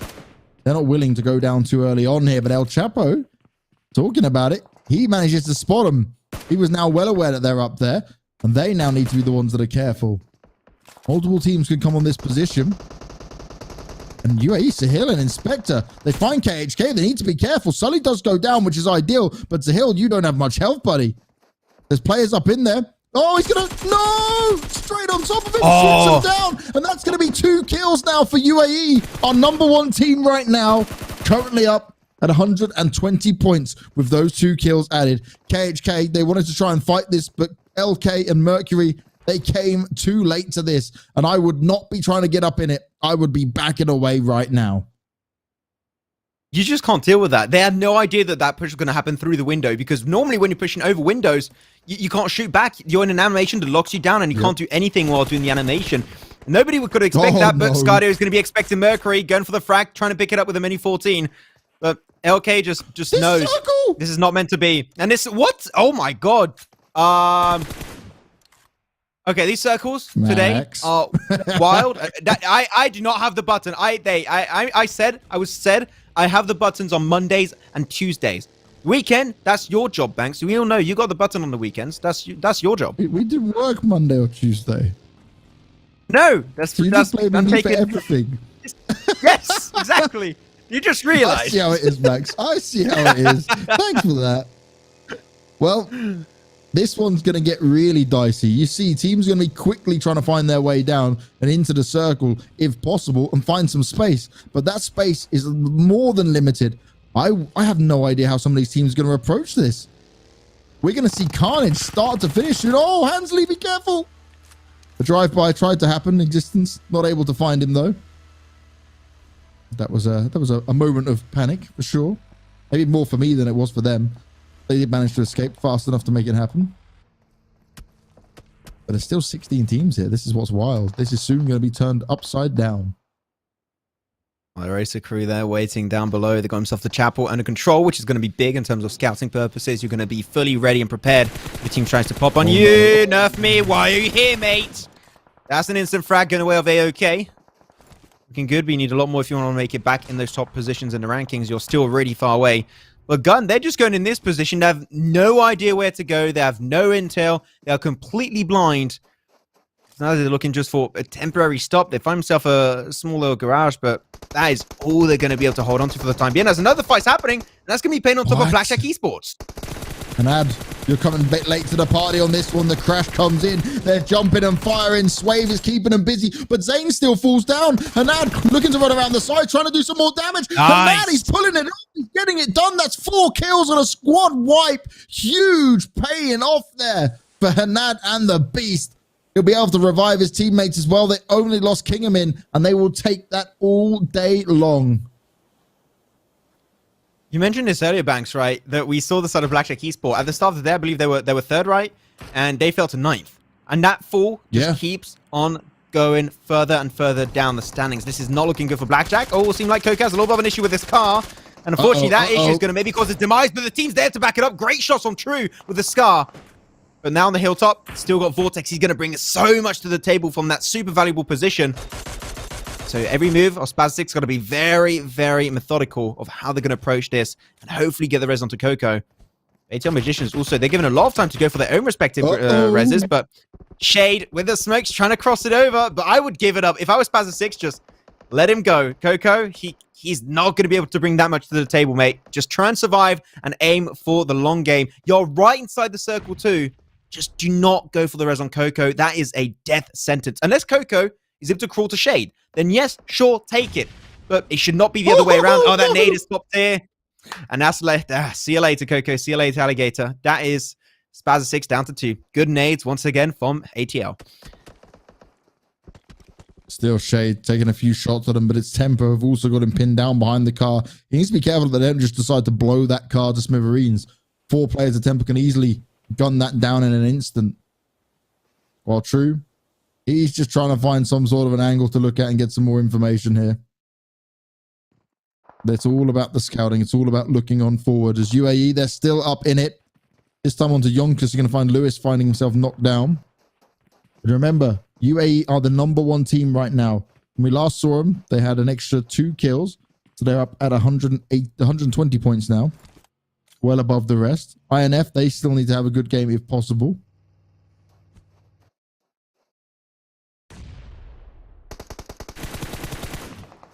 Ooh, a razor. Oh, Still nice. trying to fight here as well. Magicians have been dealing with them for a long time. You spoke about that position being vital for the Magicians, and they've got everyone covered for now. Impulse going to try and get a real deep nade going on forward. A little bit too short. Almost nading himself. Way too short. We're looking at this too. We still got 15 teams alive. Like with a circle like this, there was so much water in the past phases. That's impressive. So big thumbs up to all the teams in this one. They are definitely playing this a lot better than the Miramars we were seeing in the group stages. Oh, yeah. They race a crew now on the ridge line. They're trying to best to deal with it. I mean, hey, so far, unless they have to move away from that position, a racer crew, they're sitting pretty. They are not showing any signs of wanting to move away. Looking at the circle here, so much room up north and to the west, especially northwest in general, that there's so much space, and especially central too. There are a few dips to play into potentially that I would like to see maybe a few teams go for, especially all the teams on the east, such as Gun, such as Existence, such as especially UAE.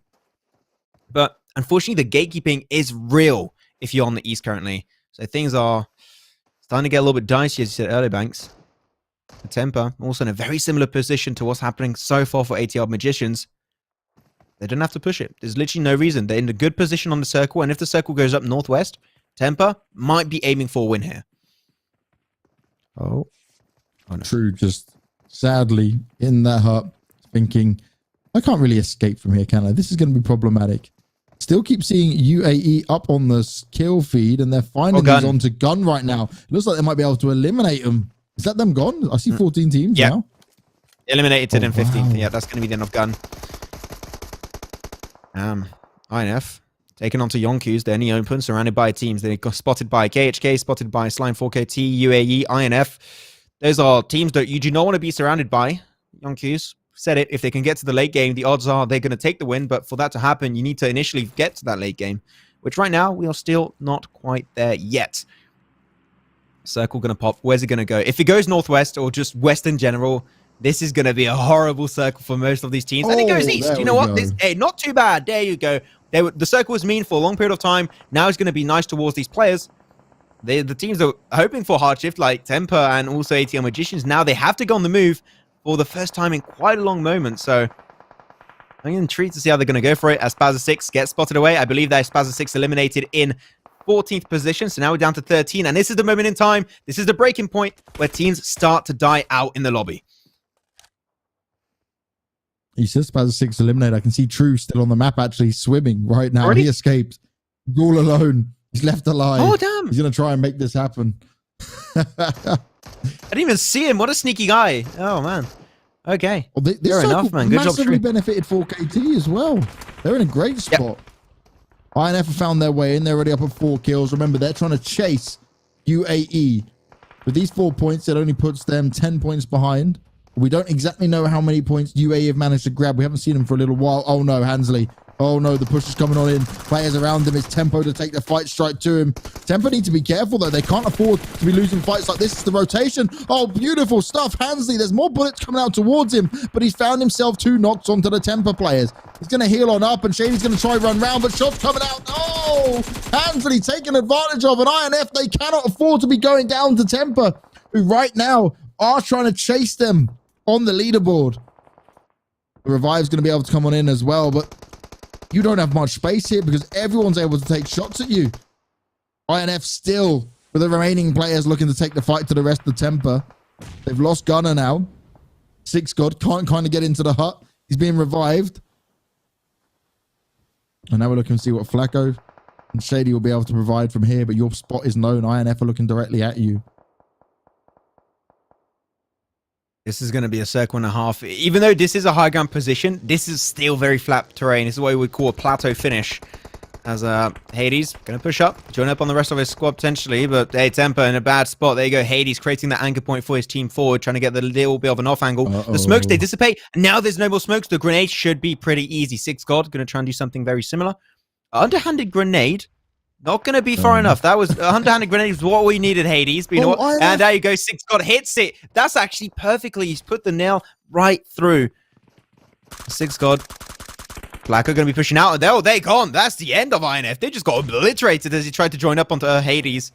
And that is just not going to work out. Tempo up to 5 frags. As still a 3-man team. It's still really pretty looking into the circle. And if the circle comes their way once again, they've got a pretty good spot to fight from. But atlmagicians very close by and a good point of pressure if needed. So looking at the ATL. But no, the circle goes actually down southeast. He's got very few teams inside of it. It's very flat terrain. It's actually a field finish on this plateau. As 4KT push on forward, YONKOUS very nearby though. Oh, Aimer spray it on over. It's only 1 kill so far for 4KT, but now they're up at 3. They push on forward and they deal with the YONKOUS, and they sit in a good spot to continue to fight this out. Remember, 4KT for now are sat down in 3rd place with 98 points. They're trying to chase UAE and Influence Rage Africa. And remember, Influence Rage Africa, they're 8 points behind them at the moment, but Influence Rage Africa are already out. So anything 4KT can do here is going to be huge. This is the story to follow right now. Who's going to survive the most out of UAE and 4KT? Vex looking on forward, trying to spot out some of the Pain players. Because again, it's a cluster up in the north, the west, and the east. Oh, in the smoke. He misses the first few shots.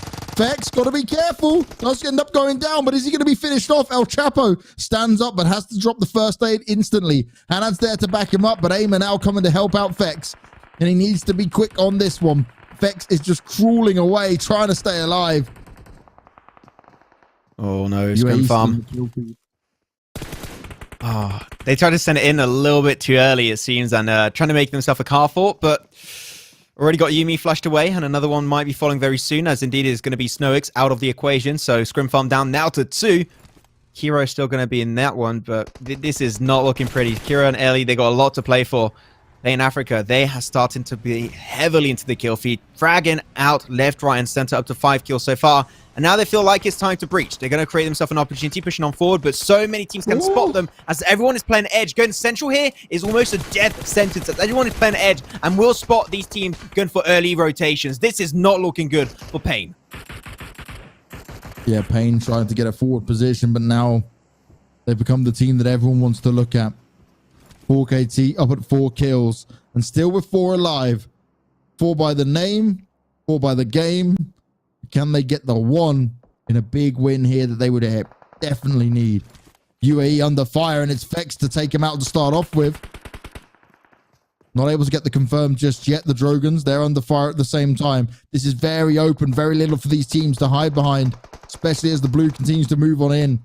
Aimer further away from the rest of his team, keeping an eye on what Pain might be doing here. And Ad trying to run out of the blue. Oh, Pronto, did you spot him? Did you see him? You're going to see him shortly. Oh, he's just behind the line. Not quite. Nearly. Nice. Slime 4KT still has a 4-man squad, and these kind of finishes, this is big and a circle getting their way. They don't really have to move too much, a little bit further down south, and they could be taking full-on control. And Slime 4KT, they showed it many times when they are given these late-game circles, they tend to take big control, and that is how they take most of their wins.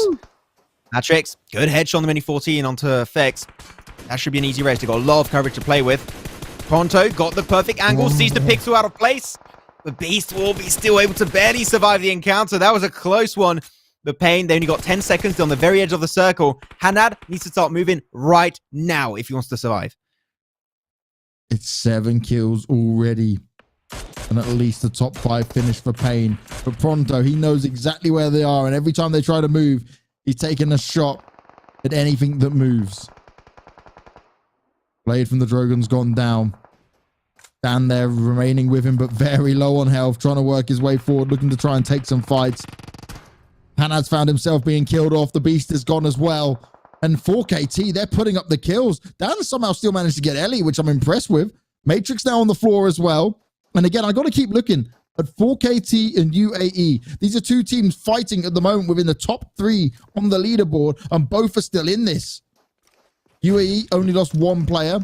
4KT have a full 4-man squad. Kira, all alone for SF. Another top 3 on Miramar, though, which is huge for Scrim Farm. But UAE, they need to be careful here. They might be caught slipping if they're not careful. Sahil, he starts off strong. He wants to get this win. He wants to have a big jump up over him. But Inspector, he's surprised by Kira. He's able to get a big kill in there. That's not what they wanted. They didn't have the numbers anyway. And now they're limping. They're bleeding out in this one. Aimer, Storm, and Fex, they can try and take a massive win. They've had 6 kills so far. If they can add 3 to that with a win, that might see them be able to overtake UAE or at least grab that 2nd place.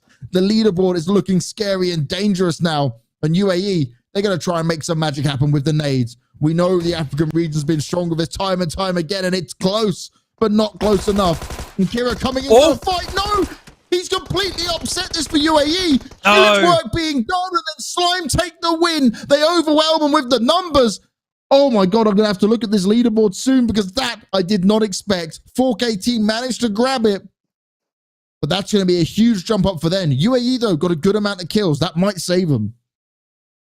That game ended a lot more abruptly than I was initially expecting. That was a quick finish. There are also big heads up to Slime 4KT. They were taking control. That's why I keep on saying in those finishing moments, if you know for straight up fact no one is in the circle and you've got the man advantage, do not feel bad about branching out, taking those positions under your wing and making sure you're going to be using them properly to stop teams from actually making it inside the circle and causing them to go for desperate push into the open. And that is when the mistakes happen and when the 4KT can really capitalize on those opportunities. So overall, we've seen this. Slime 4KT finally get himself another big old win. This is their 2nd win into these playoffs.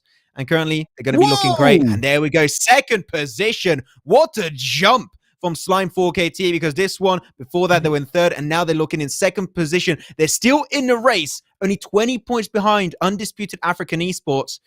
And, man, this is looking dicey. But Influence Rage Africa also, for the first time, getting kicked out of top 2. They need to fight their way back up there. Yeah, big story in that, right, was INF went down so early on. They had 106 points, and now they only walk away with 112 after that. Just in one game, it changes massively. Then we see, right, UAE, they went from being in a position where they had 118 points to 140. A huge game for them, but it looked like it could have been theirs. If Kira didn't come in and upset them, it may have been a better chance. But full credit to 4KT, because at one point, they were not even close. We didn't think they would have a good spot in it. Then they come together, and it's that Wolfpack mentality we see from 4KT. The game at the end on Erangel yesterday, and this game here on Miramar is pure teamwork, pure class coming out from these guys. But now they're only 20 points behind UAE. But UAE again today, they've been the most consistent. They've had incredible games. There's nothing really to say with UAE. They are just a team that's so well rounded out. They got good gameplay in general. Every single aspect of the game, they got it nailed down to the T. So not really much to say on Undisputed African eSports because they're just playing so damn good throughout this entire event. But you talked about it during the finishing moments of that game here, Banks, that Scrim Farm, that's another top 3 that they're able to get themselves under their wings coming into a Miramar game. As I said, though, those are not going to be enough. If you want to make it up there, wins are what you need. If they won that game, they could have been potentially the team to be on second position currently or still third position, and to be able to contest away with Undisputed African eSports that are starting to get a big lead. It's hard for teams down below to actually catch up with. So Scrim Farm, once again, a really consistent and good showing, but when you only got one slot remaining for your PMPL, this is when Scrim Farm, you need to put a little extra bit of effort to not only get in those top threes, but close off the game. I know I'm nailing this point down. I'm sounding like a broken record, but that is 100% what Scrim Farm needs to do, because those zero chicken dinners are heavily going to hurt them on the long run. And that's the thing. They are the only team, right? Who, well, okay, there's them and Gamers Unite Nations within the top 8 who don't have chicken dinners. And that's impressive alone, but just imagine what the boost could do if you manage to achieve it. We're going to Erangel next one more time, Max. And my, oh my, last time around 4KT, they managed to look unstoppable on it. Imagine if they can jump up, take a win here, again on Erangel, and end today with a first place. That would be a story and a half. That would be a whole story arc of how they bring themselves back into this, because it was not looking pretty for them after the first couple of days. It's been really looking bad initially at the very start of the event, but now they are getting back in such a strong position.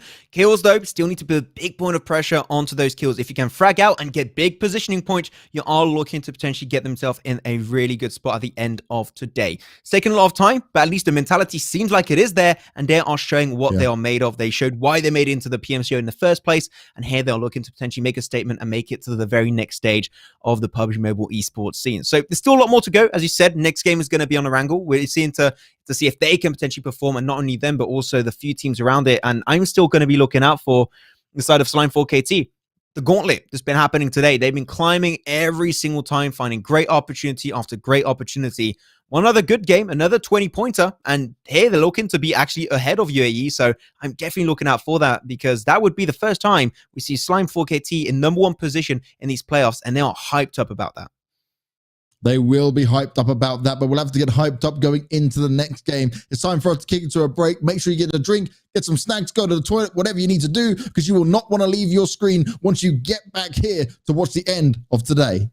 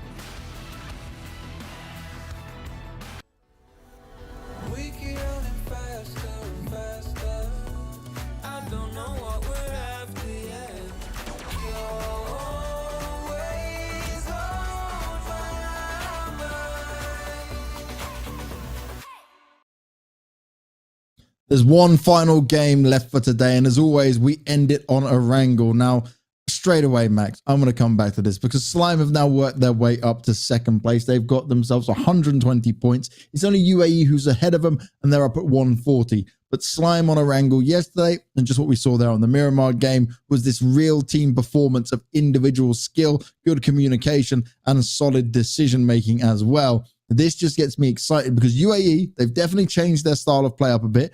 This one on Miramar, again, they were late coming in. They just spent on their time on the edge of the circle. They're playing for the long game out here.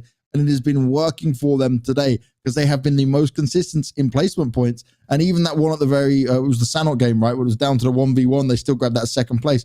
Everything they're doing is calculated to make sure that no other team can grab enough points ahead of them, because you would have to have an insane game plus them to be out early for you to be able to take over them. So I think they're playing the smart game on the placement points here, trying to just stay within that top 3, top 4, no matter what, even if it means they sneaky snake their way to it. They're getting also to a point where I think if they keep on getting such a huge lead compared to second and third position, they could be tending to maybe sometimes take a little bit of a risk and take the fight to them early on to try and make sure, okay, if we take them out, we're just going to make sure we can ruin their chances of catching up to us. That is a big risky call. If I was IGNing for a team in their current position, I would never do that. But it is something that I've seen happen very rarely. I think so far I've seen it happen twice in all of the PMCOs and events I've been able to do in PUBG Mobile. But you never know. African region. This is the first time we make it so far into a final stage. So I'm intrigued to see what their take is going to be on that coming into tomorrow for the 4th day of the playoffs. But of course, you mentioned it. Slime 4KT, big team. This game might be the reason why they make it in #1 position. But for that to happen, they need all second position with a good hunk of kills.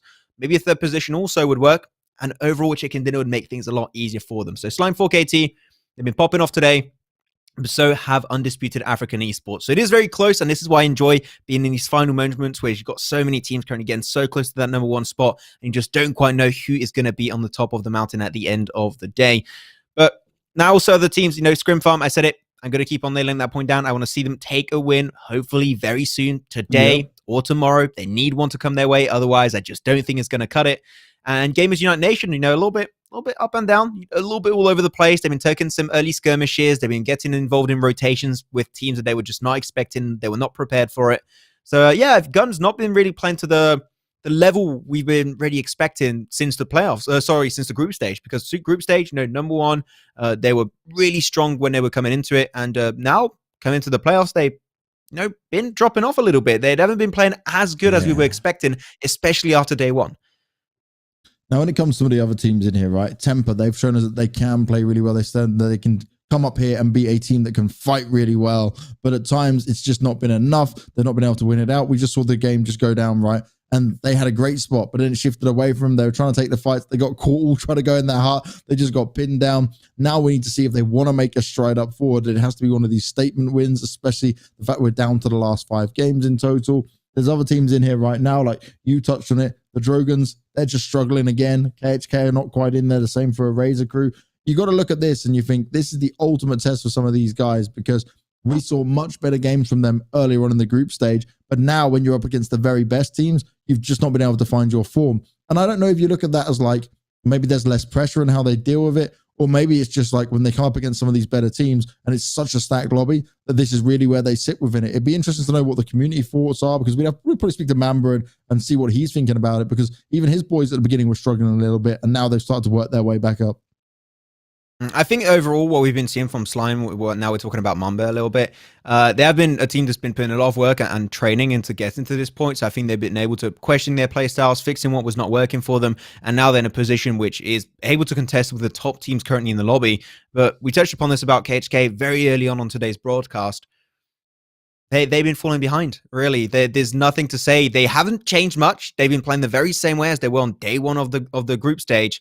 And since then and now, there's been no changes, or at least no visual changes. Maybe something in the back end has been changed to try and make things a little bit easier for them, but nothing visual has been changed on my end. So KHK, still a lot to work on, but they are a team that has shown moments of greatness and moments of, unfortunately, not so great.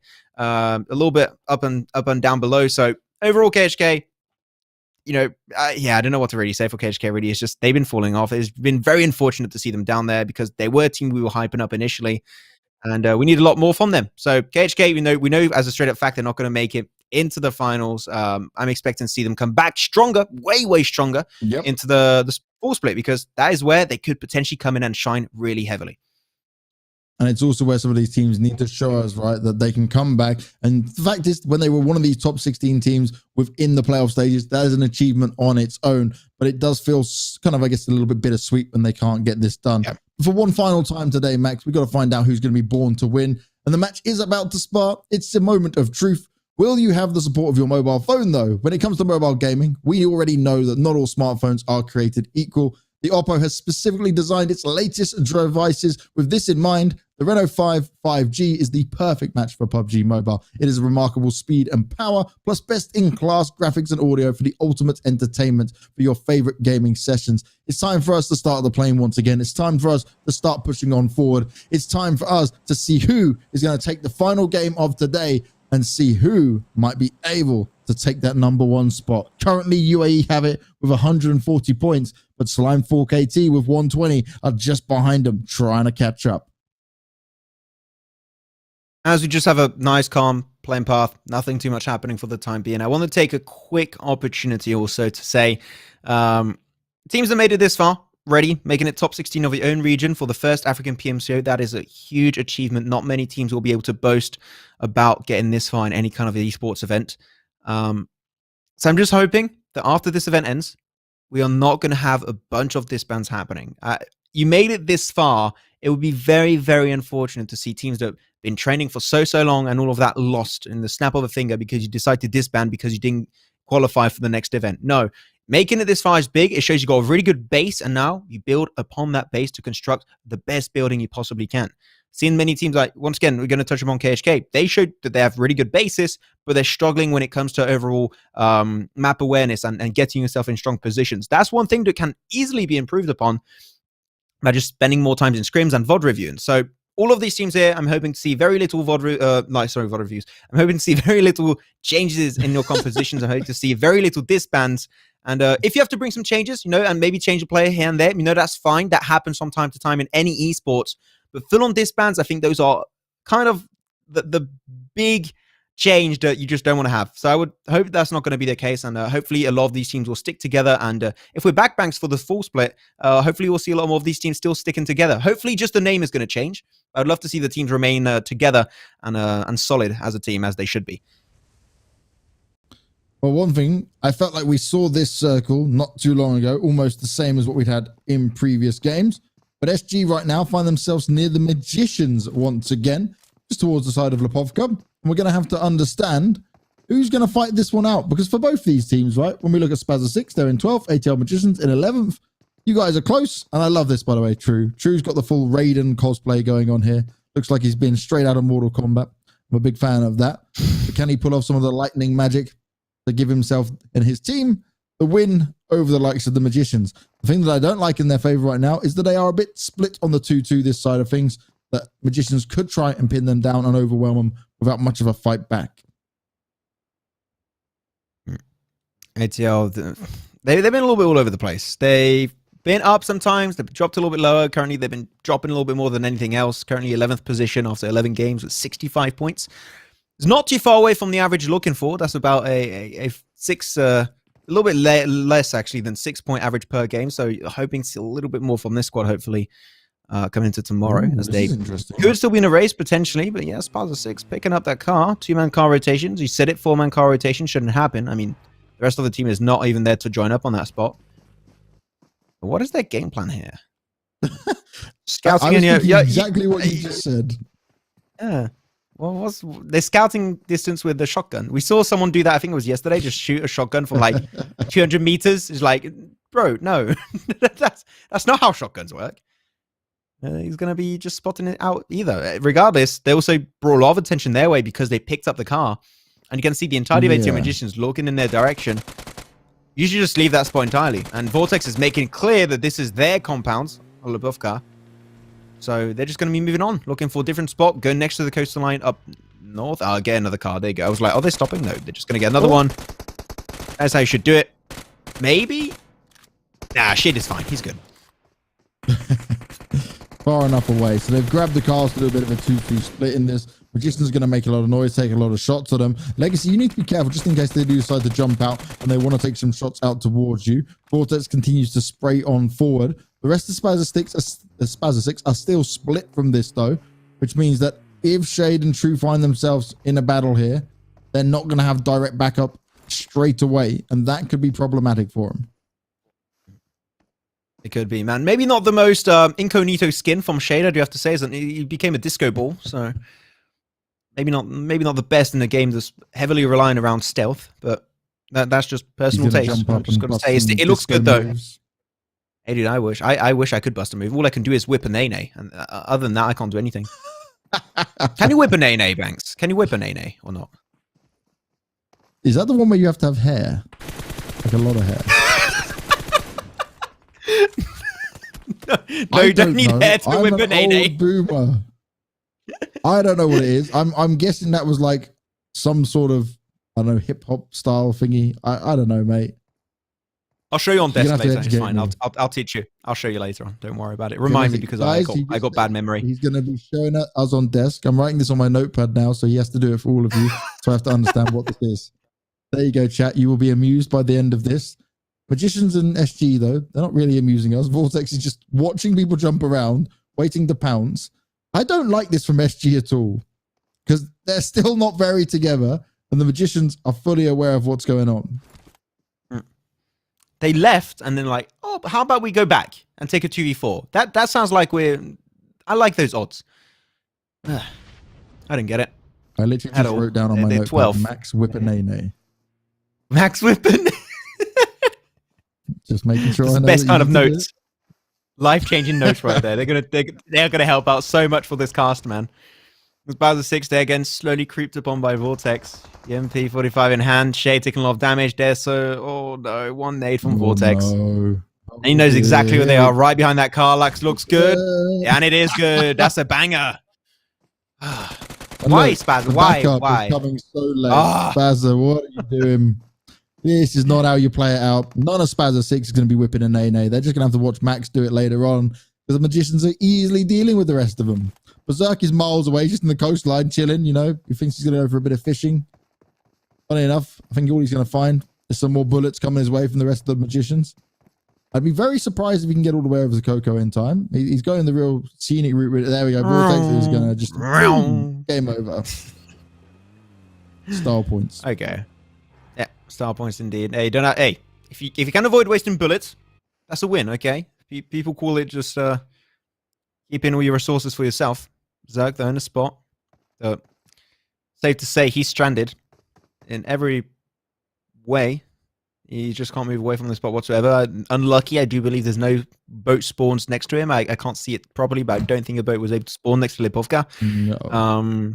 Yeah, Spaza Six, interesting decision-making, I may say. Not the one that I'm personally a fan of, but that is okay. And ATL Magicians, they're happy. That's some extra loot for themselves. Thank you very much, my good sirs.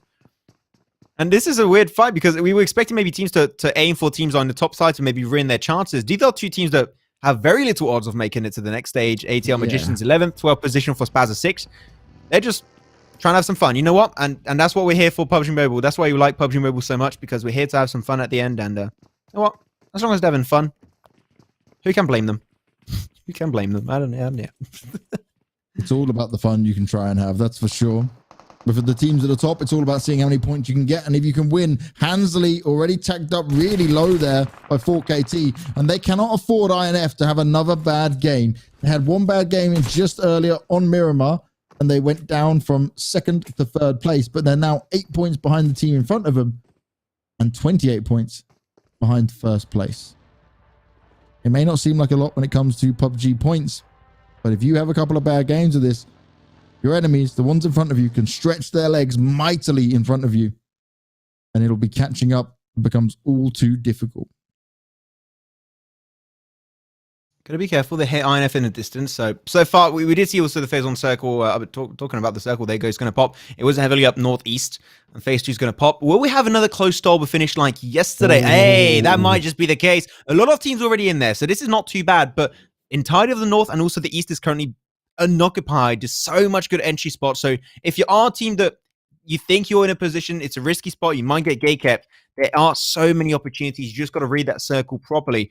Because where the circle went, you should know that positions up north of Lipovka and also on the east of Severny will be great entry points. And you can currently see on the mini-map, DROGONS going straight next to the ridgeline up north, going to make their way very close to Severny. So they don't want to make it contested, but Gun, they're going straight for the Stolber Mountain. And let's not forget, the only team that did that yesterday was Temper, and they actually took away the win. So they saw Temper that game yesterday, and they want to exactly replicate that down to the T. Was that got a kill? If that's possible, they get it. I think so. Oh, he did pick up a kill, actually. What? Ooh. And he got a knock on his right, too. He got a kill and a knock. Oh, my. Berserk living the dream. Solo player doing it all. Why not? PAINAF, though, they're going to deal with Blackjack Esports, who have fallen from grace. They were 3rd at the beginning of today. And now they're down in 8th. They needed a good game here, and already losing MG is not going to be what they want to see. PAINAF trying to pick up the kills they lost out last time around. We do see SG fall, though. Berserk was found in the end. So at least for now, the Magicians will be safe. Smoke's going to be deployed by Swave in front of him. Nades going up as well. Barrage of nades once again, all at a time, popping off. Not able to knock any players down just yet. But Hansley, he's hoping to find some success with it. Just not able to put him deep enough just yet. And as Swave's teammates run away, he's quite a bit away from this. I see the smokes, right? You can probably understand that he is there. If INF tried to push him, Zane's going to have to provide some incredible cover fire to keep him going. Oh, PP Bison in hand. That's good. Back to the smoke. Skydo goes. Yeah, the M16 for a second. I was hoping he's not going to shoot with that one. At this kind of range, the M16 has very minimal effect. It's more for long range one taps, and he takes a few shots there, hits a bit of damage on Skydo. But yeah, at this range, I would not recommend the M16. The PP Bison will be... Oh, I see a crossbow. If you want to go for extra style points, apparently we're all about style points on this game. Why the hell not? Blackjack Esports going to slowly start to regroup in this compound. But INF in not a bad position whatsoever. This is a spot you got yourself a nice little crate at the top you can play with. Overall, you don't have to move too heavily. I think this is a good position in terms of scouting. Ooh. But Cheddar on the balcony once again, where there's a high gun spot right in front of you. I don't think Cheddar should be on this balcony here. This is a risk that can hurt you and might get you knocked away if you're not cautious enough. The Blackjack Esports being careful to not get surrounded by teams. They are on the outskirts, but I believe the only team that could have got involved with was the side of a racer crew, and they already passed by this entire fight, so no one should get fully involved with these two teams of Blackjack and the side of INF, as INF seemed like they want to rotate away from this position and go for another spot. Yeah, they're just going to try and regroup potentially, or go for the compound down below, which I think that's a great spot, at least for this early game stage. It's not too hard to hold on to. It's a very flat terrain also. Seemed like that's a no. So all of that I just said was for nothing. They're going... Where are they going? Where are you going, Hansley? Well, what's your objective? Here? You stopping here? Nah. Oh, okay. You know, I got nothing to say. Fair enough. If you want to go to the dip, go to the dip. Oh, that... Whoa, okay. Oh, wow. Exact same circle as game 4 yesterday, actually. Oh, this is fun. We're getting a bit of a repeat in here. UAE have been on the kill feed again, though. Comes to no surprise at this point. These guys can fight it out no matter what. I would like to see UAE go up to the north and all the way around, you know, because they know how many teams down in the south, and it's exactly what they're going to be doing. This is what I call a smart rotation. This is what I love to see. You're not risking it. And do you know why they're playing like this now? Because they're so far ahead. They're playing for these placement points. They're playing for the long game in these matches. And they'll have an easier entry point than a lot of these teams down here. Well, maybe not, actually, because Gun, see how they're rotating so efficiently? They're going straight up northeast and maybe trying to block away and put a blockade for UAE on their path. So, UAE, I 100% agree with what you just said. I think that they are being super smart, just rotating around the side of Stolber towards Kameshki and going towards the east of Severny. But, seen by how so many teams have a very similar idea and they want to hold on to the north, it might not get too pretty for them as INF pop into the kill feed. The Pain taking the shots with A-OK in the car. Not able to land any big substantial damage as of yet.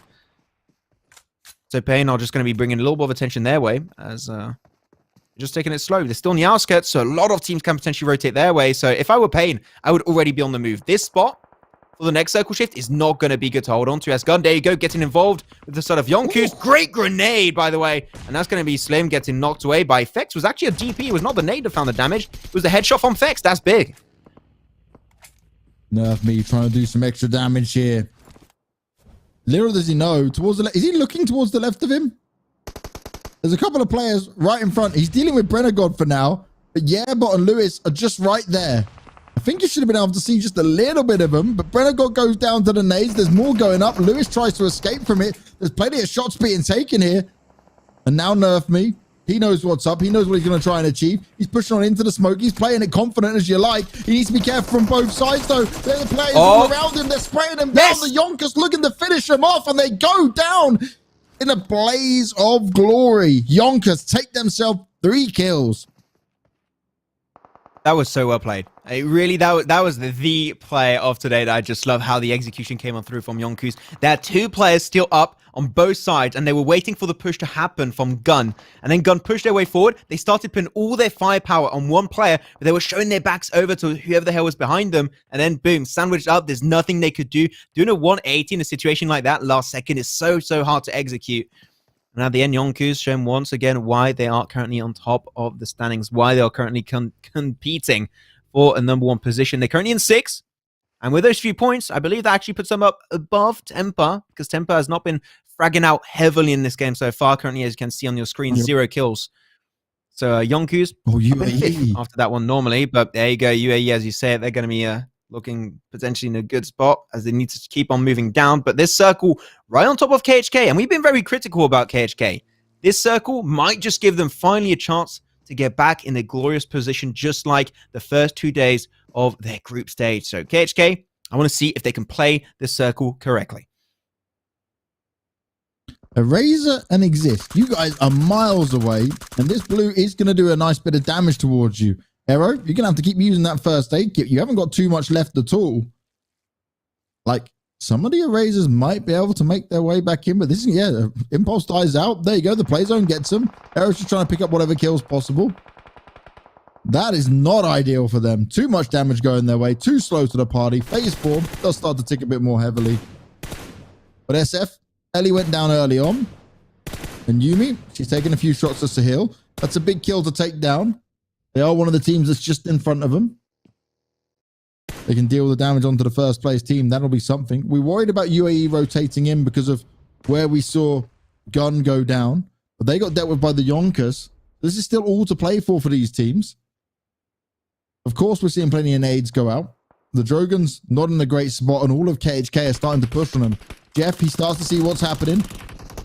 Jeff looks like a sneaky frog, but instead, he'll just go down. All of the DROGONS are dead. KHK take full advantage of it. They've got a great spot in the circle, and they've got themselves 4 kills with 4 players alive. DROGONS, I gotta say, even though that fight did not go their way, it was a good idea. Overall, they were really far away from the center circle, and they knew that their only chance was just go for full send it strategy and hope for the best. Unfortunately, the best did not happen. So DROGONS, they're going to be out in 12th, so that's going to be very little points going their way. Hopefully tomorrow, just a little bit of a better day for them. But KHK, this is good for them, though. They've been standing for the longest time now since yesterday in 16th position, dead last. So they needed a little bit of a boost, I would say. Skydo, yes, with the Scar. Not the best at that kind of range. The spray can be pretty hard to control sometimes. Looking for it. Pretty good size scope also. What a good trigger discipline. Yeah. He's not risking it. He's going to be patient with it the whole way through. DMR? No DMR? That would be great at this range. Oh, he's not moving anymore. Maybe Storm? Oh, no, he's not going to go for it. This is intense now. Things have calmed down pretty heavily.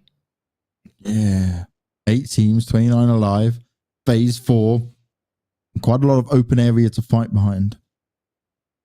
Skydo. And do you know why they're playing smart? Because Skydo are down in 3rd place at the moment. They're trying to catch up. Yes. Oh no. He's waiting because there's only 2 of them alive. He doesn't want to be seen, doesn't want to be taken out here. They want to be able to fight as much as possible. But they need to fight in that later game. They need the placement points. YONKOUS already up at 5 kills. Loop's being revived, but they've been under heavy fire. Oh no. SF, was that a nade?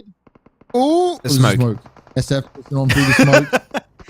I thought that was going to be a nade going boom right around them. Shot's going to come on through. Yeah, but he's doing it again. This man has been an absolute beast for his team. Can he pull it off? Yumi's trying to fight back. It's not going to work out. They're being traded out. And Brenagod and Yerbot from the back lines, they deal a nice bit of damage to save their team. Only Loops is down, and YONKOUS are up at 8 kills. They're getting close to it. They're getting close to the late game. And late game, you know, that's where YONKOUS, they shine the most. They can get games pretty damn easily. They know how to take control when time comes. So Pain, they've not been taking too much control in this game. Did they just smoke their own point of vision? Temper smoked themselves out. Okay, fair enough. Did UAE die? They might be out. UAE. Our number one team might be out. Unless in the blue. Unless in the blue. But yeah. I do not think any team on this phase would be in the blue. Point. I think this is a little bit of a death call, so they're going to avoid it as much as possible. Unless you're Lewis of YONKOUS. If you're Lewis of YONKOUS, then you live in the blue. You love the blue, just like on Sanhok, he secured the win. There's only one compound, and it's held by KHK. So maybe we'll be seeing a KHK win. This would be huge. It will be a big confidence boost, but unfortunately, all teams got their eyes on the prize, and the circle still has a chance of moving away from them. So KHK, they might have to be really proactive in these finishing moments. Plenty of bullets raining down on Temper. 4KT looking to find some more success here. They managed to grab the Miramar game. Could they now grab the final Erangel game? It'll be a huge jump up for them. Currently sat in second place. They're looking for over 20 points to try and take the win. Try and take this first place at the end of today. But it would still mean 4 more games left and anything can happen. And 4KT are fighting everyone. They don't care about their position being known. They don't care about people understanding where they are. Hanad! And the Mollies, Hanad! just burning everyone. Oh, he mollied 2 of his teammates. Oh, Hanad, no. At least he can revive him. Oh. You know, there's a positive in the negative. What do you say in voice chat when that happens? Well, what happens then? I would love. This is the moment where I would love to have like a mic check. Oh, but hey, you know what? If you want to take it the comedic way, then yeah, sure. I would be hella salty in that moment. Oh man, but KHK still 2-man team. Sully, LK, they've been losing players every few minutes. Now down to 2. But the fight, especially top north, also to the western edge, the fights are roaring. And I'm intrigued to see who's going to be coming out on top because YONKOUS seem like, hey, they're doing pretty good. Jerbot picks up Flacco. Jerbot picks up, actually, the kill instantly confirmed with the DP28, so he's looking great. Temper, oh, the nades are coming on through. They're looking to take this fight towards them. I know. Gunner so low. He survives it. What? The lowest of health. Yeah, but behind the rock. They have a good idea. The Temper sat within it. They're just taking shots. Yeah, but finds Fex with a headshot from that distance. Yeah, but straight in with a finish off on the 4KT as well. This man's individual ability is nuts. We've praised him so highly. Gunner wants to be able to deal with him, though. He's going to throw up some nades of his own. Not going to quite go far enough. He maybe expecting him to be a bit closer. But Brenagod, yeah, Bob, and Lewis, they're playing further back for now. If you have to choose an MVP for this entire event, Jerbot is definitely in my top 3s personally. Up there was the likes of Storm also. They've been just doing amazing this entire event. But Temper now, between 2 teams, between a rock and a hard place. Going to be Slime 4KT right behind them. Also, another squad's going to be there. There you go, taking a shot. It's going to be behind that birch. It's not going to be big enough, but Gunner's going to find the shot. And those going to be instantly traded away by Aimer. Another one I would personally put in my top 3 players of this event. It's been close. Temper, can he get the res? I don't think he can. He's behind that tree. This is going to be so hard to get Gunner back on his feet. Hey, that grenade, maybe. It's close enough. Oh! Aimer, Great looking shots good. coming out from Aimer. That was close. Good effort for sure. Tempo heavily pinned down. 4KT. A bit split up, but they're trying to take fights. More shots going out, and it's Storm. Able to land that. Able to get the knock. Trying to get the confirms. Going to tap away onto the rest of them. AOK. Heavily under pressure. But it's now only 2 players left alive for 4KT. The molly going up from Aimer. This could be the difference maker here. This could flush Temper out of position if it does land. We're not going to quite see where it goes. And it's 6 God. The fires a nade back at him. The flames didn't quite reach Temper. And he's going to go for the finish off as well. Ooh, Yeah, easy. Nicely done. Oh. Nading those trees are so easy already, because even if the nade does not do damage, you're forcing someone away from the tree and then you can easily flush them down. So overall, I've got to say Temper, great usage of utility. And the circle's been actually shifting so many times up top, so this is forcing KSK and Pain to go and fight out each other in this compound. Sully's going to be left alone in the 1v3. This is not looking great for KHK. Oof. Getting him in. You got to move. That blue's going to tick so hard. He's trying to rush on through, and there's plenty of smokes down. Sully deploying more to provide him as much cover as possible. Little does he know, he's potentially about to run into more players that are close by. Storm as a solo player for 4KT. He's still getting himself some kills up on the board. He's looking to eliminate all of AOK. A one-man army is Storm. We've praised his natural ability over and over again. And he knows how important it is to stay within this game. These circles have been wild so many times in a row going up north. This is amazing for Temper, YONKOUS, but YONKOUS currently, you got the man team. And oh, what a good grenade from Brengard. Oh my god, that's going to be putting them in such a bad spot. And AOK, they get taken out of the equation entirely. Down now to top 5 teams for this 4th and final game of day 3 of these playoffs. The smokes. Pain has been rather passive in this compound since earlier, so they must have so much utility still up and available. But Sully finds the angle. And that's El Chapo down, one of the top fraggers off to the side of Pain Africa. You can't afford to let them go down without taking the fight back. These smokes, they're very split away from each other. This is giving an opportunity for Sully to find his shots. This smoke road is just patched with holes. This is not how you do a smoke road. Oh. Yeah, a little bit of mismanagement on where they wanted to put that. Sully looks to jump up. He's being very risky. Still able to find himself some more cover and move on forward. He's still doing damage as well. He takes down the beast. More shots coming out towards him, though. They know exactly where he is. Kingamin wants to even up the numbers here. Come on, all of this is going on. 1v3. Oh, that's huge. What an absolute big play from Sully. Gaps in the smoke was a big problem for him. YONKOUS looking set, though, to take this lobby as Yerbot continues his domination. Lewis and Brennergod backing him up from behind as Temper try to hide behind the minimal smokes they have. 8 kills out of the 13, all on Yerbot. One-man army, but it's the teamwork that make it possible. We got to remember that Storm is still in there, still hiding, still waiting it out. Good nade from Six God. The revive on Yerbot, that's going to be difficult. Oh, no. He's got a pinch of health. He's going to die out. Instantly goes down. Now, this changes the game dramatically for YONKOUS. It was in their hands. The fact that Yerbot died, yeah. He can't scout anymore for them. He just can't give any information. He was mainly looking on Temper to make sure they're not pushing. And now that they lose that point of that visibility point in front of them, they just have no idea where it's coming from. And Sully is going to be the unexpected. He's going to be the X part of this equation. And you have to guess who it is and where he is going to be. He's got that crate, which could be big. With the circle, you can see it. I do believe it's centered up perfectly on the map. So he's going to be forcing them all a little bit closer to each other. Feeling like a very good, very typical Mexican standoff.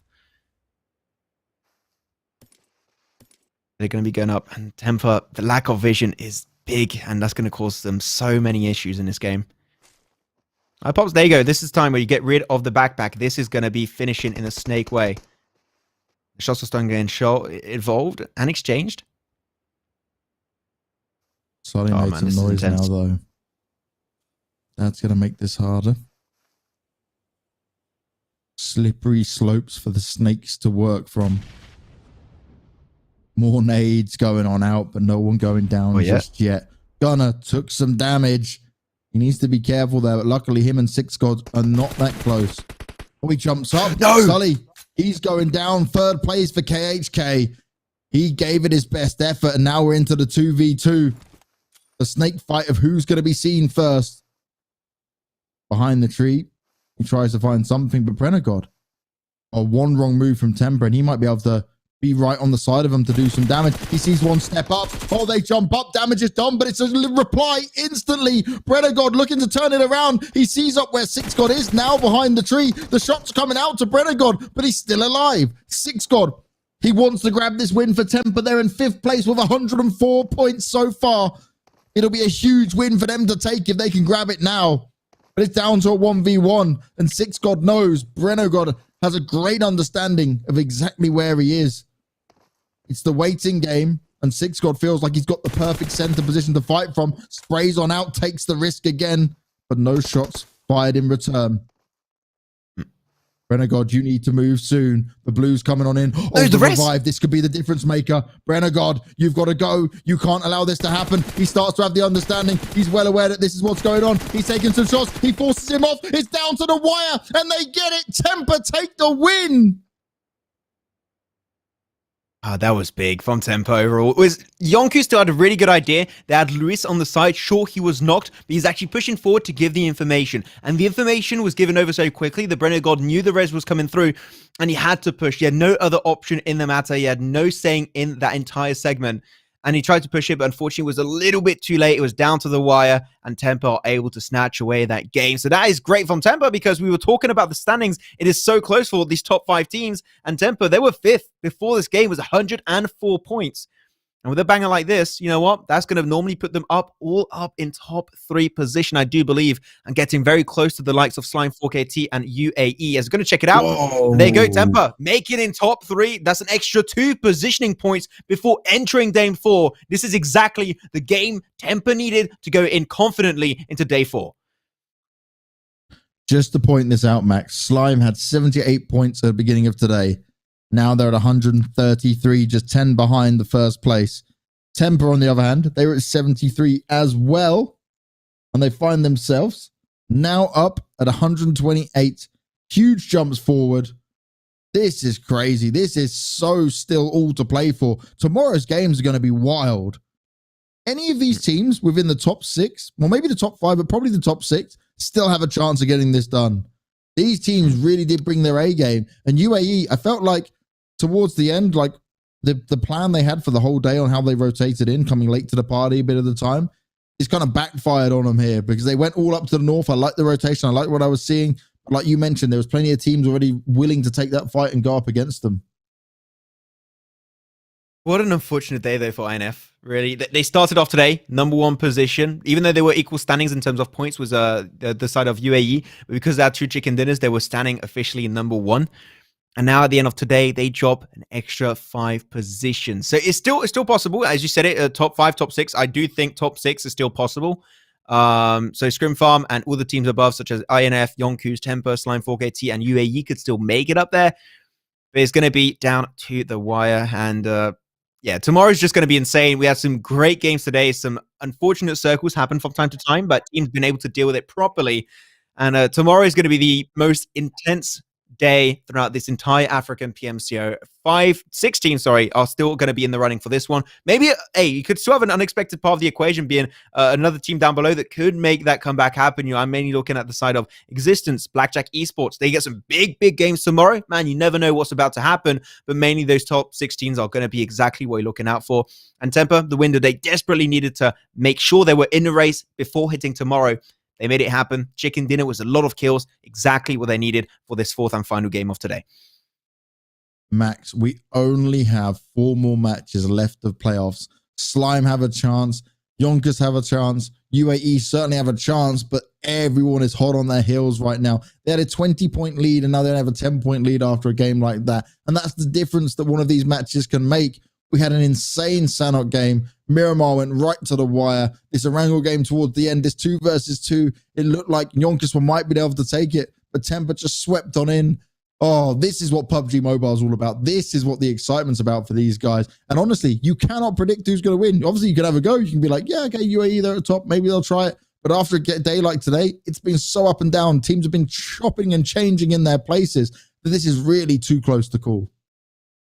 Now that I think about it, actually, with that exact very similar circle to yesterday, this is twice the Temper win that circle. They won it yesterday on game 4. They won it today again on game 4. This is a circle that if the circle goes there in the future, they all got so much experience to know exactly how to play it, and they secured himself another big dub. So overall, Temper, I got to say, they have been surprising me. Day 1, we weren't seeing too much of them initially, and I wasn't really thinking too much about them. But man, how they've been playing yesterday and day 2 and day 3. Overall, I think that they have been a team that have improved the most throughout this entire event. So for that alone, huge chunk of respect going their way. But so many teams that has been just really rising up to the occasion. So many teams currently 1st, 2nd, 3rd, 4th, and 5th teams, position-wise, they all got 2 chicken dinners each, showing how top-heavy this kind of lobby is. And the teams down below are just, they're not able to keep up, and they just being... Just like in other games, they're just been a bunch of minions and you kill them, you get extra gold. It's feeling the exact same way here. Teams are just being food for the rest of the teams are up top in the standings, and it's very unfortunate to see that. But that's just because the teams up there are just so damn good. And whichever team makes it to the next stage, you know they're going to represent the African region to their fullest. They certainly will. There's only one spot, and we'll be finding out who that winner is going to be tomorrow. We're done for another day, and it has been an amazing day for PUBG Mobile action. Absolutely solid stuff from so many of the teams. They are fighting in every single game for their lives, for their chance to make it to the PMPL. We're done. We're going to close off the show, but thank you so much for kicking it with us. We're looking forward to see who's going to be able to take that #1 spot tomorrow and who is going to grab the spot for the PMPL. But to find out, you best make sure you join us at the same time as always.